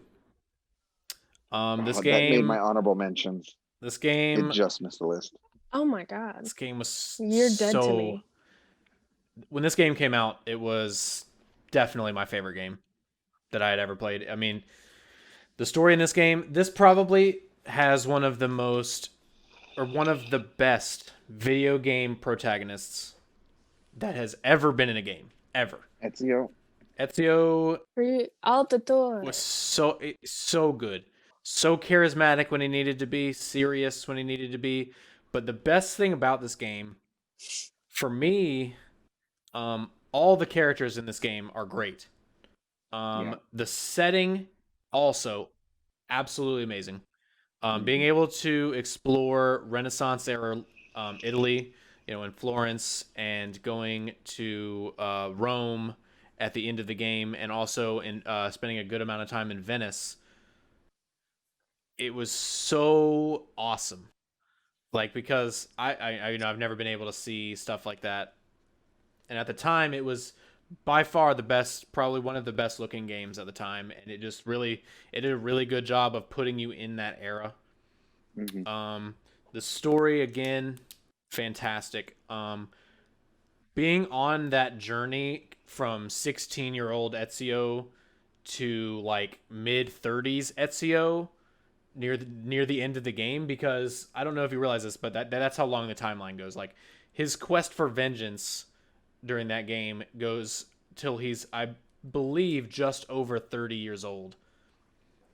But being able to really see the character growth from being a snot-nosed douchebag teenager to an absolute master assassin by the time he's in his 30s, is amazing. The story, again, like having the Pope at that point in time being basically one of the most corrupt most corrupt people on the planet, and in total control of, in that world, like basically a weapon of mass destruction, was also incredible. And like the twist at the end of that game, for me, was like one of the most mind-blowing things that I had ever witnessed ever. I guess at this point, this game's really old. I just like when you're in the vault that you unlock at the end after beating the Pope in a sword fight, and you're being talked to by people from the civilization from before, or whatever they have a name for it now, but they didn't back then. It was just like the civilization from before. I don't remember exactly what they called it, but being talked to by one of those godlike figures, and then at the end she doesn't address Ezio. She addresses Desmond, who is seeing this through his life, and him being so utterly confused. Like, who's Desmond? Like, what the fuck are you talking about? And then it was so ridiculously amazing to me. And then, going from that, and then, Desmond being, playing as Desmond through the credits rolling and shit, and all that stuff was amazing. It was so good. I really, really, really, really, really wish that one day they'll do a legitimate remaster or remake to this game with new gameplay, new graphics, and everything like that. I just don't think they ever will. But did you get they the have Ezio collection? Yeah, they have the Ezio collection, which is just an upscale. But God, man, I would just love to play this game again. With it being updated gameplay and stuff like that, because it is dated as fuck. Yeah. It came out in that time where its gameplay was just revolutionary enough to be, now that it's probably 10 years old, it's like, ugh, it was almost really, really good, and then they took like another step in the next couple of games that made it amazing, but unfortunately it was just barely ahead of its time enough to not have aged as well as you would like it to. All right, so Chris, that was a good choice. Number 2. Sorry, that was 10 minutes. Seemed like it wasn't bad. I liked it. That was a good synopsis. For my number 2, I picked Rainbow Six Vegas 2. Oh, and yeah. I had, how do I put it? Like, gameplay wise, it's a tactical shooter that's third person and first person. It was one of the very first games I'd ever played where you get to like take cover behind a wall or like something like, I don't know, a box or some shit. And I remember being blown away by I felt like it was the most tactical piece of shit shooter I've ever played. It was amazing, killing lots of goddamn terrorists. And I played that for hours and hours and hours with my dad. And then I remember one time Matt and I stayed up until the sun came up playing that game. Oh, probably multiple times. So many times. Like, I remember it would be like 9 a.m. and you'd just be like, fuck it, I'm just going to go home and sleep in my own bed. Yeah. So you just walk home. Yeah. And we would play that shit for hours and hours and hours. And now it's basically unplayable because the way that the it's controls like that same thing were, with Assassin's Creed 2. Yeah, it's just almost there, and then it just wasn't. And then they gave up, like Ubisoft gave up on the Rainbow Six franchise and just decided to just make Siege, which is just dog shit garbage trash compared. It's different. I wouldn't say it's trash. I would, but that's me. That's okay. We enjoyed it. All right. Okay, my number 2, shocker, Assassin's Creed 2. I respect it. Oh man, you should have told me not to explain it for 15 minutes. That's okay. You took the words out of my mouth. The only thing I wanted to add was my heritage is Italian. I've always felt really connected to, and I thought it was so cool to see Italy back in that era, and you could go up to all the different landmarks and it would tell you about them. Like you could go up to the the cathedral and it would tell you when it was built and who built it and who painted. I just thought that was super cool, to add all that history into it as well. And then in 2015 I actually got to go to Italy, which has been one of my lifelong dreams.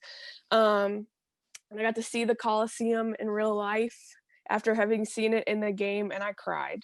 It was just, I don't know, it was just amazing to get to see it in real life, and they did it such justice in the game in Assassin's Creed 2. It was just amazing to be able to compare how great they did from the game, and the story, Ezio, all of it. It was just amazing. I'm not going to go into detail like Matt did because he said it perfectly, but I just wanted to add my little, it really meant a lot to me. So that's my number 2. Sweet. All right, Jake, your number 2, sir. My number 2. I'm sorry. The rest of my list is all retro. Is Super Mario World. It can be whatever you want it to be. I'm sorry. Super Mario World. Okay. Again, it's one of those first few games that I ever beat fully. It's been a game that has been a part of my life since I was a kid. I remember watching my mom and dad play it, and my dad would get pissed, like beyond pissed, at like castle number 6 or 7. I can't remember which number it is, and watching the controller fly across the living room. The fact that those controllers still work and I haven't had to buy any new ones is astounding to me. But Super Mario World, for sure, has definitely been one of those games that, like I said last week, I can blow through in about 10-15 minutes.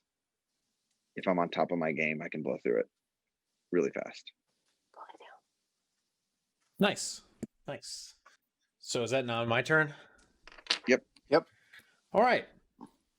So at this point, I'm sure, based on the omissions at this point, I'm sure all 3 of you guys know exactly what my next 2 games are going to be. No surprise there, probably. But number 2 for me is Bloodborne. I have a Bloodborne tattoo. It's this game for me. So this game, when I first started working at GameStop, one of the first games one of my coworkers recommended to me was Bloodborne. My only experience with like a Dark Souls game was Chris getting the first one from GameStop used and getting absolutely pissed off at the first level and us taking it back the next day. Yep. So I was like, oh Jesus, I don't know, I don't know if I'm into that kind of masochistic shit or not. Eventually I bought it, and I had no idea what the fuck I was doing. I had no idea what to do in the game. I was just like, I guess I just run around and I fight bosses, blah blah blah blah.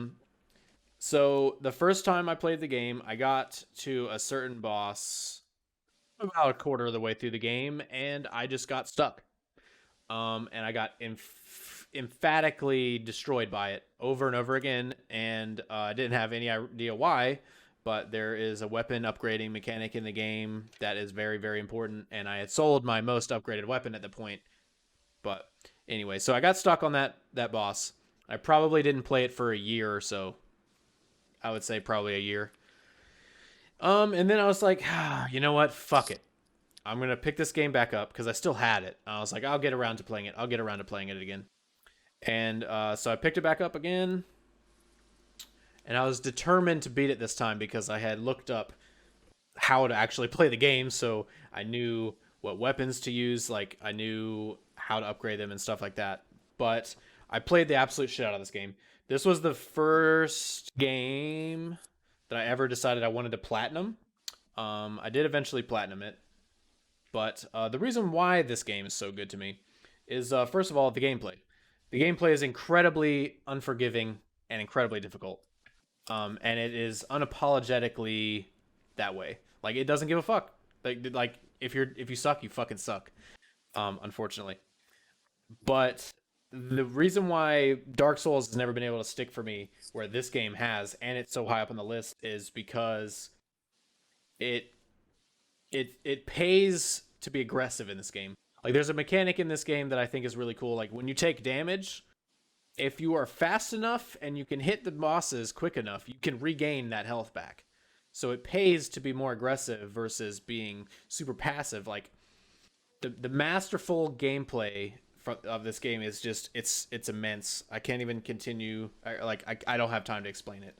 But the setting is also amazing. It's in like, it's obviously in a fake world that's set in like, it looks like old Gothic, like Victorian era Europe, where everything is super Gothic looking, all the architecture and all the buildings are like super fucking tall, and it's really fucking cool.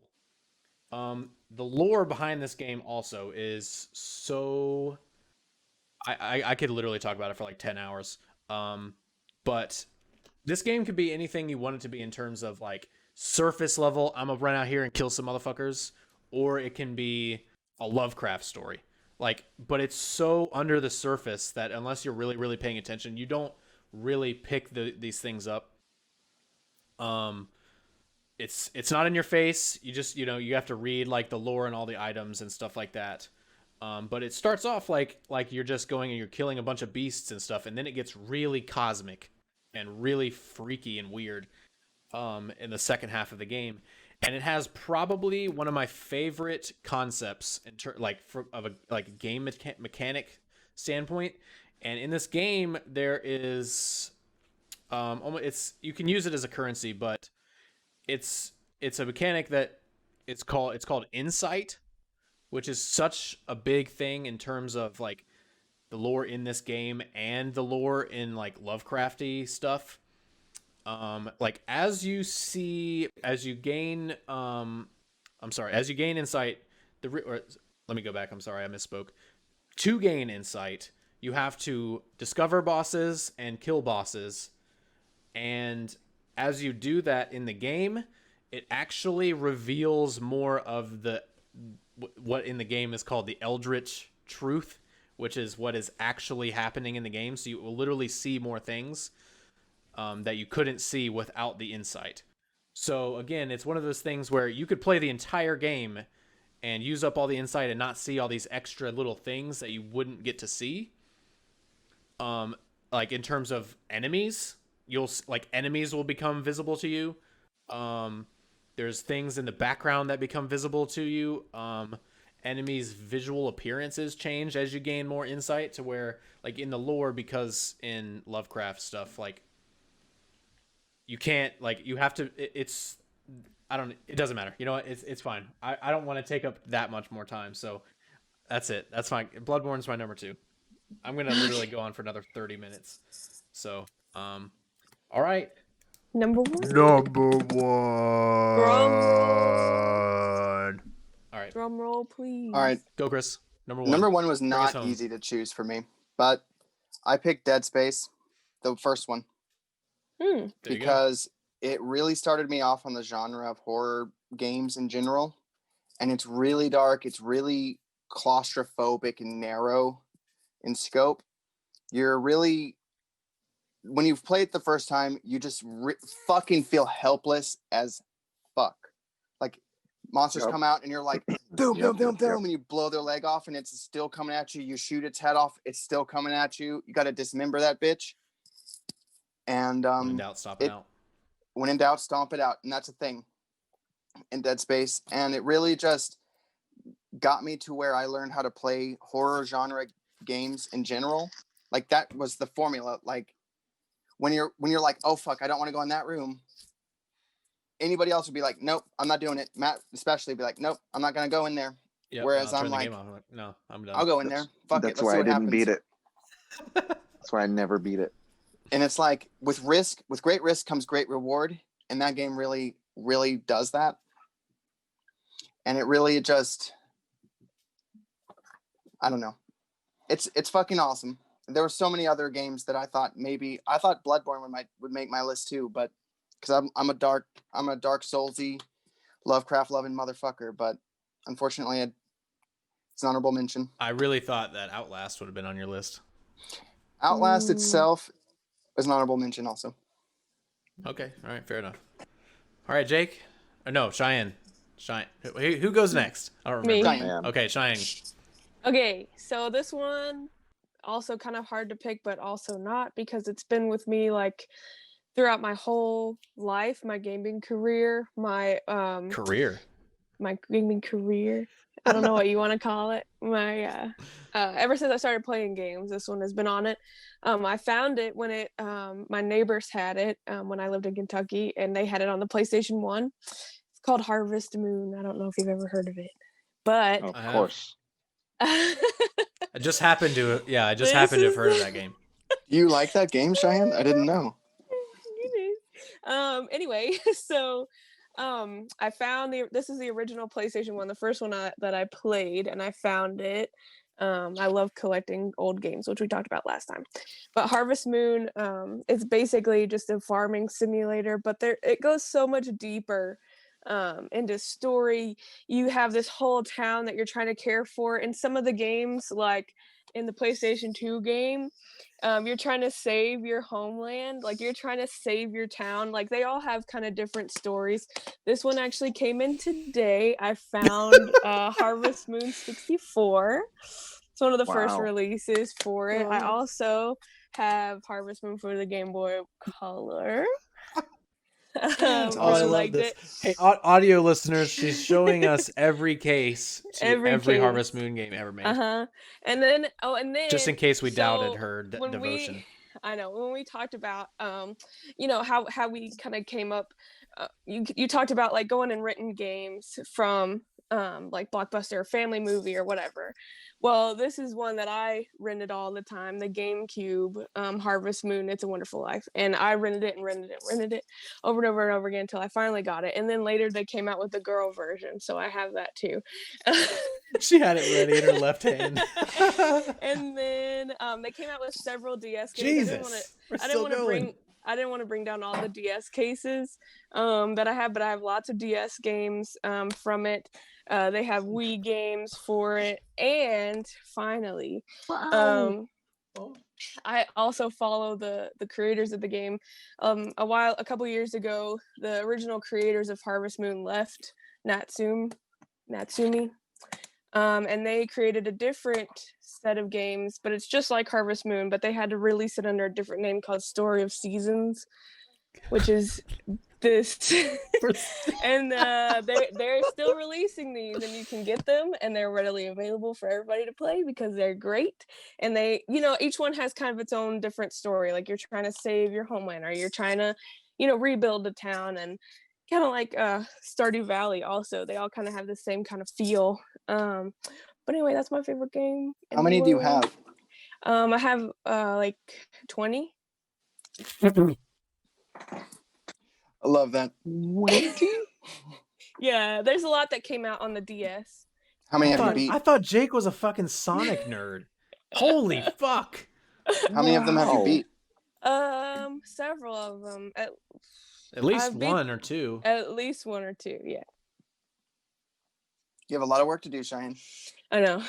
Oh my god. They're very in-depth games. Like, you have to put a lot of time into learning people's birthdays and what they like to get as gifts and how to romance people and what to do to save. Like, it takes a lot of time. It's basically a chibi anime. Sims? No, Stardew Valley? Stardew Valley, yeah. No, Stardew Valley is the chibi anime chibi pixel. These are like fleshed out anime. Yeah. Look how beautiful that art. That story of your season, shit Cheyenne. right, Matt. I know. You've got two different shit right. franchises here for your first one. But they're the same. That looks like a chibi. Whatever. It doesn't matter. All right, Jake, it's your turn. It does matter, Cheyenne. It's important. All right, I'm Thank sorry. you. I don't want to Thank you. dismiss. Yeah, Thank I'm not you. trying to diminish your game. I'm sorry. Story of Seasons is the same as Harvest Moon. It's the same developers. They just had to change the name. Anyway, go ahead. Well, mine's no shocker. Shocker. We have already touched on it in prior, but Sonic 3 and Knuckles is my number one game. All I brought was a shirt. Damn. Now you brought your Bloodborne tattoo. No, Sonic 3 and Knuckles. I don't even know where to begin with this game. It's not even the fact that I'm a Sonic like stan. I'm not. It's such a good fucking game. There are days where I listen to the soundtrack from the game just because the music on it is that good, and the Michael Jackson influenced soundtrack, not the beta soundtrack that they had. The music in the game fits every level perfectly. I think there's only one like world that I skip the music over just because it annoys me. Not that I don't like it, it just annoys me. It definitely wasn't one of the first games I ever beat. And it kind of bums me out. But the fact that I've gone back and beaten it at least 10 to 15 times, I play it at least once a year. It has become honestly a yearly tradition for me. Something will pop up and I'll bust it in my memory and then just immediately jumpstart my brain to like, you need to play that game, whether it be, OG on the Genesis where I'm doing the lock-on cartridge with Sonic and Knuckles and Sonic 3, or if I'm playing it via the Sonic Mega Collection on GameCube. Sonic 3 and Knuckles has just always been that game that has been perfect for me. Between getting all the Chaos Emeralds before the end of Sonic 3 and then getting all the Hyper Emeralds after Sonic or throughout Sonic and Knuckles, so I can be Hypersonic. And Hypersonic is only ever, if you're excluding the comic books, the Archie comics, Hypersonic has only ever been used in Sonic 3 and Knuckles. And it's just a great game. I mean, from beginning to end, without any dialogue, you can feel the tension between like Knuckles and Sonic in the beginning, and then Knuckles realizing that Sonic is basically like, Knuckles is basically like being duped by Dr. Eggman. It's just a great game. And I'm sorry if I seem distracted. I have a guest appearance here today. Oh, the baby! But she got some shots today, so she's not feeling the greatest. Oh, my. It's the worst thing ever. I mean, yeah, but devastating. For me, for sure, Sonic 3 and Knuckles, it doesn't even have to be the complete version. Just Sonic 3 and Knuckles for sure is my number one game that it would take a lot for it to be bumped down. And that leaves you, All senior right. host. I know. Roll. I purposefully saved myself for last because now there's no rebuttal. This is the greatest game ever made. Oh, There is no and there's no argument to be made. And well, by that logic, 16 that different endings, and none of them matter. And the game Shadow that the I've Hedgehog. chosen is Shadow the Hedgehog. No, it isn't. No, it isn't. It's Watch Dogs. No, it isn't. No, it's not. It's Witcher 3. It's Witcher 3. I was about to say, there's no way in hell it's There's any no other way. game than No, Witcher sorry, 3. Watch Dogs, that was just a joke for me because that's one of the most disappointing pieces of shit I've ever played in my life. All right, aren't you gonna get Watch Dogs Legion? Shut up. Sorry. No, I ain't getting that. Watch Dogs, the watching. The watching. I don't really know exactly what I need to say that hasn't been said about this game. It's on 3 of our lists. Yep. I have no doubt that it would be number 1 on the only list it was omitted on, if it were ever attempted to be played. That's a big, big request there, dude. Burn. This game is so important to me. Sorry, I keep hitting my fucking mic with my headset. Everything about this game. I don't think I need to talk about why the game is good. I think everyone here understands, except for Jake. And pretty much anyone listening. That's fine. Just keep digging. Will probably understand. But this game, for me, opened my eyes to a series that I'm also now a huge fan of. I have now read, I've listened to, I'll come clean. I listened to every audiobook, every single one. I know. You haven't. Shut up. I don't want to hear it. I don't want to hear it. She said that's the same. I thought she said that's a sin. I know. I thought she said that's a sin. No, she said that's it's the same. You read them. Oh, okay. It's the same. Okay. Yeah, so I've read every Witcher book. I've played this game. I beat it probably 10, 15 times a piece. More than that. I play it at least once a year. I've played it so many times. I've probably spent more time playing this game than any other game ever. I probably could say I had like 300 or 400 hours on it on the PS4 when it first came out. And then I got it on Xbox, put another 100 or so. And then I got the complete edition digital on Xbox, probably put another couple hundred hours in it.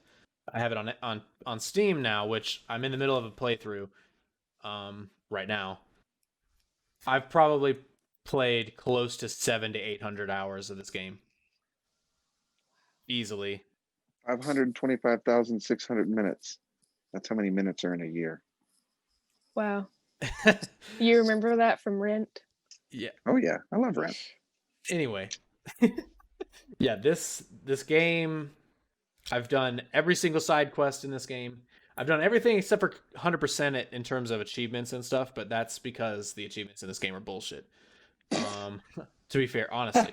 There are some things about this game that has not aged well, like crossbow aiming and shit like that is so janky. Oh yeah. And to try to kill 20 people with a crossbow headshot is impossible. Oh my god, it just does no damage. I don't understand how anyone's ever done that. The fact that I've literally not done it once and I've played the game for that long says how bullshit and impossible that is. I'll do it. Do it. Do it. You won't. You can do it. I don't want to take any more time than that because I could fill another 2-hour podcast block talking about this game and why it's so important to me. It's one of the best stories I've ever seen. It literally has 32 different endings, and I know all these right off the top of my head. Every single side quest in this game has so much care and character detail and like placed in it that every one of them is deeper than the main story in Skyrim. And I will be fully on record with that. If anybody wants to fucking at me, I will fuck you up. God. All right. Seriously.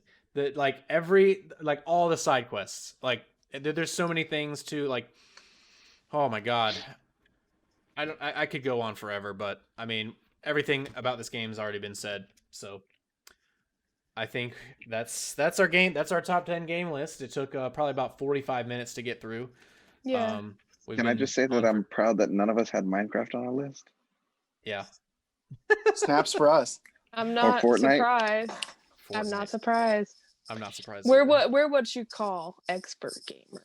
We're people with taste and class and sophistication. In like 7 years when this podcast takes off, someone is going to go back and heard that you said that in episode 2, and we're going to get canceled. Nah. Cancel culture hard. You can't cancel the truth. That's right. Keep it going, Cheyenne. Preach. Oh man, dude, fuck them up. Oh man. Come at Cheyenne. That wraps up our our top 10 game list. That took way too long to articulate. No, we were supposed to be like real quick with our top 7 and then jump into the we basically explained every one of them, and we talked about the Xbox for a long ass time.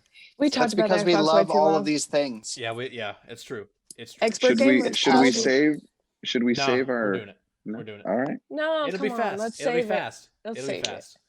All right. Okay. We are going. I've already said it in the intro. We've got to debut. We've got to debut our new segment, which is the first segment. Chris, to Chris's chagrin, we are debuting it, regardless of what he wants. I think we should wait. And it's called "Explain It to Grandma." And the basis behind this is basically I was on the forwards from Grandma subreddit, and I was like, oh man, what the hell? Oh my god. I love it. Oh my god, what is that? I'm no grandma. Audio listeners, Cheyenne's now put on a white wig, maybe to dress up as Geralt, who knows? I need that white wig. Yeah, you do. But yeah, so this came to me while I was browsing the forwards from Grandma subreddit, and I thought it would be really funny. Chris is generally pretty good at describing things. So the basis behind this is we are all going to come up with something, and Chris is going to have to explain it to us like we are his grandma, or we're, a grandma or something like that. So we have to, play like grandma, and he's got to try to explain it to us. So full disclosure before I act like a grandma. Yeah, let's do this. I am of Hispanic and Mexican descent. So when I speak like this, it is not in a derogatory term. It is literally my lifelong experience. All right, yeah. I just want to throw that out there. I'll go first. I'm gonna toss a softball up to Chris, to try to get him acclimated here to what exactly we want to do. Fuck. So okay. Here we go. Chris, I saw a game. It's one of them video game things, and the title on it said Dead Space? What is that? Could you explain this to me? It's a game you should avoid. But why? It looks real fun. The cover on the front has it has a space setting, and there's a floating arm. That's your floating arm, because you're gonna die a lot of times. You're gonna get dismembered. Why would you say that? Because that's how the game is. That's what it is. The game is just you die and get dismembered? If you suck, yes. Well, why? Well, because you're familiar with what zombies are, obviously, right? Maybe just for the sake of this, I'll say yes, because we've gone for too long. Well, I'm glad that you know what zombies are, and I don't have to explain that. This is like a fun twist on zombies, where their bodies mutate horrendously, and they develop knives for limbs. Oh, Lord. And what they want to do is they want to rip you apart and eviscerate you. And if there's anything left, you will become... They're called necromorphs, which means necro meaning dead, morph meaning change. Yeah, yes, correct. Necromorphs. That's correct. And they're basically an amalgam of various fleshy parts, depending on whatever's remaining. Dear Jesus. Jesus can help them there, not in space. Jesus can help them. He can help everyone. This is a different subject, Grandma. This is a different subject. Yes. Let's leave this out of the podcast. What did I ask you about, Chris? What are we you talking asked me about? what Dead Space is. You are a engineer in space named Isaac Clarke, and you're wearing that suit that you see in the dismembered arm floating is his space suit. And basically, you are just trying to survive a onslaught of necromorphs, and you just want to live. All you want to do is just go about your merry way, and these necromorphs want to come over here and royally mess up your day, Nana or Grandma, whatever you are. That sounds just peachy. You just use whatever tools you have at your disposal to kill them, and these aren't normal zombies that can be killed with a headshot. I don't like that word, Chris. Don't use that word. Kill or zombies? Yeah, don't use that word. Which one? Kill. You want to dismember these zombies and end their existence. You want... What I recommend doing when you play this, Grandma, because you obviously aren't going to listen to me, is shoot them in the knees first and cut their leg off. And then when they come crawling at you, stomp on them until their limbs fall off. That way you can serve ammunition. Because you're going to need it. Because this is a survival horror game. Can I make friends with the necrofords? No, the necromorphs are not friendly. They want to bite your balls off. Chris, don't say that. They do, though. They want a mouthful of balls. All right, I think that's good. I think I sufficiently understand the game now. I'm glad. Now, why don't you get playing? You can probably play for like 10 minutes, and then you'll throw up. I can't wait. Yippee. Chris. Yes. Chris, I've been seeing this thing. It's called DLC. And I just don't know what that stands for. And I was just hoping you could help me out a little. So off the top of my head here, God, I'm so drunk for this. Off the top of my head here, you're not supposed to be drunk, young man. Yes, I am. I'm 26. I can do what I want. Don't lecture me, Grandma. Just listen to me. Ooh. All right. So there's basically 3 types of DLCs that I can think of. There's additive DLCs that add to... DLC stands for downloadable content, by the way. Downloadable content? Correct. And it's content that is additive to the game. Additive? Yes. Basically, it's adding either... The best DLCs are the ones that add gameplay content, not just superficial bullshit. So you get more skins. Game? In the best case scenario, yes. The worst case scenario is DLCs that are meant to complete the game, because the game can come out incomplete if you buy it from Bethesda or EA. Now, why are they like releasing incomplete games? Because they don't give a shit, Grandma. That's the fact. That's how it really works. They don't give a shit. Please don't use that profanity around me. I can't help myself. You know this about me, and you love me anyway. You're right. I love you anyway. I'm your grandma. Thank you. You said there was 3 types. You only described 2. So there's one that's additive that adds more to a story. There's one that's additive, I guess, also that just completes a story. And then there's superficial content that's just it's also additive. I guess they're all additive. That just adds like skins or guns or music or just that skin. Yeah, like let's say you're a purple monster and now you want to look like a green monster. Well, now you can download the green monster skin and you can be a green monster. Oh, thank you, Chris. I'll be going and getting my DLCs now. Yeah, but just okay. Yeah, you could do that. That's fine.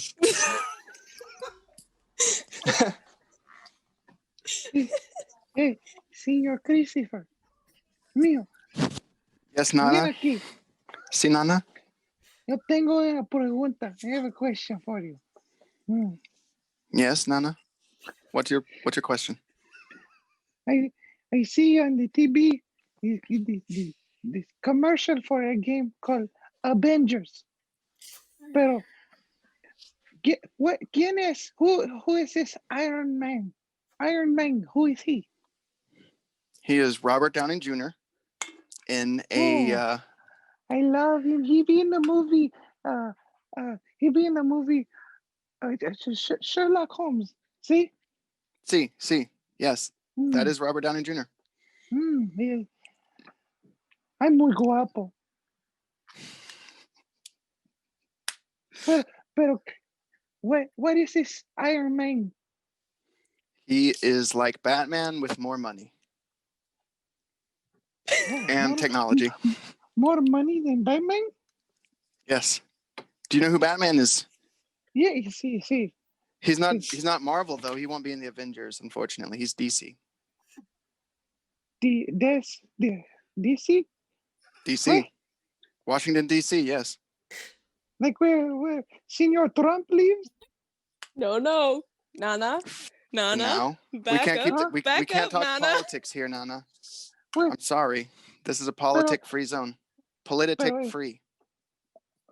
Okay, pero he has more dinero. Yes. But he's not stronger because he just uses technology. But he's a billionaire inventor, and I don't know enough about Marvel characters. This is difficult for me. Oh, can I phone a friend? I can't phone a friend, apparently. That's against the rules. Can he fly? Not without his suit. He needs his suit to fly. Well, it's okay because Batman can't fly either. No, he can't. But he can glide. Batman can glide with his suit. So he like Buzz Lightyear, follow with style. Yes, exactly like Buzz Lightyear.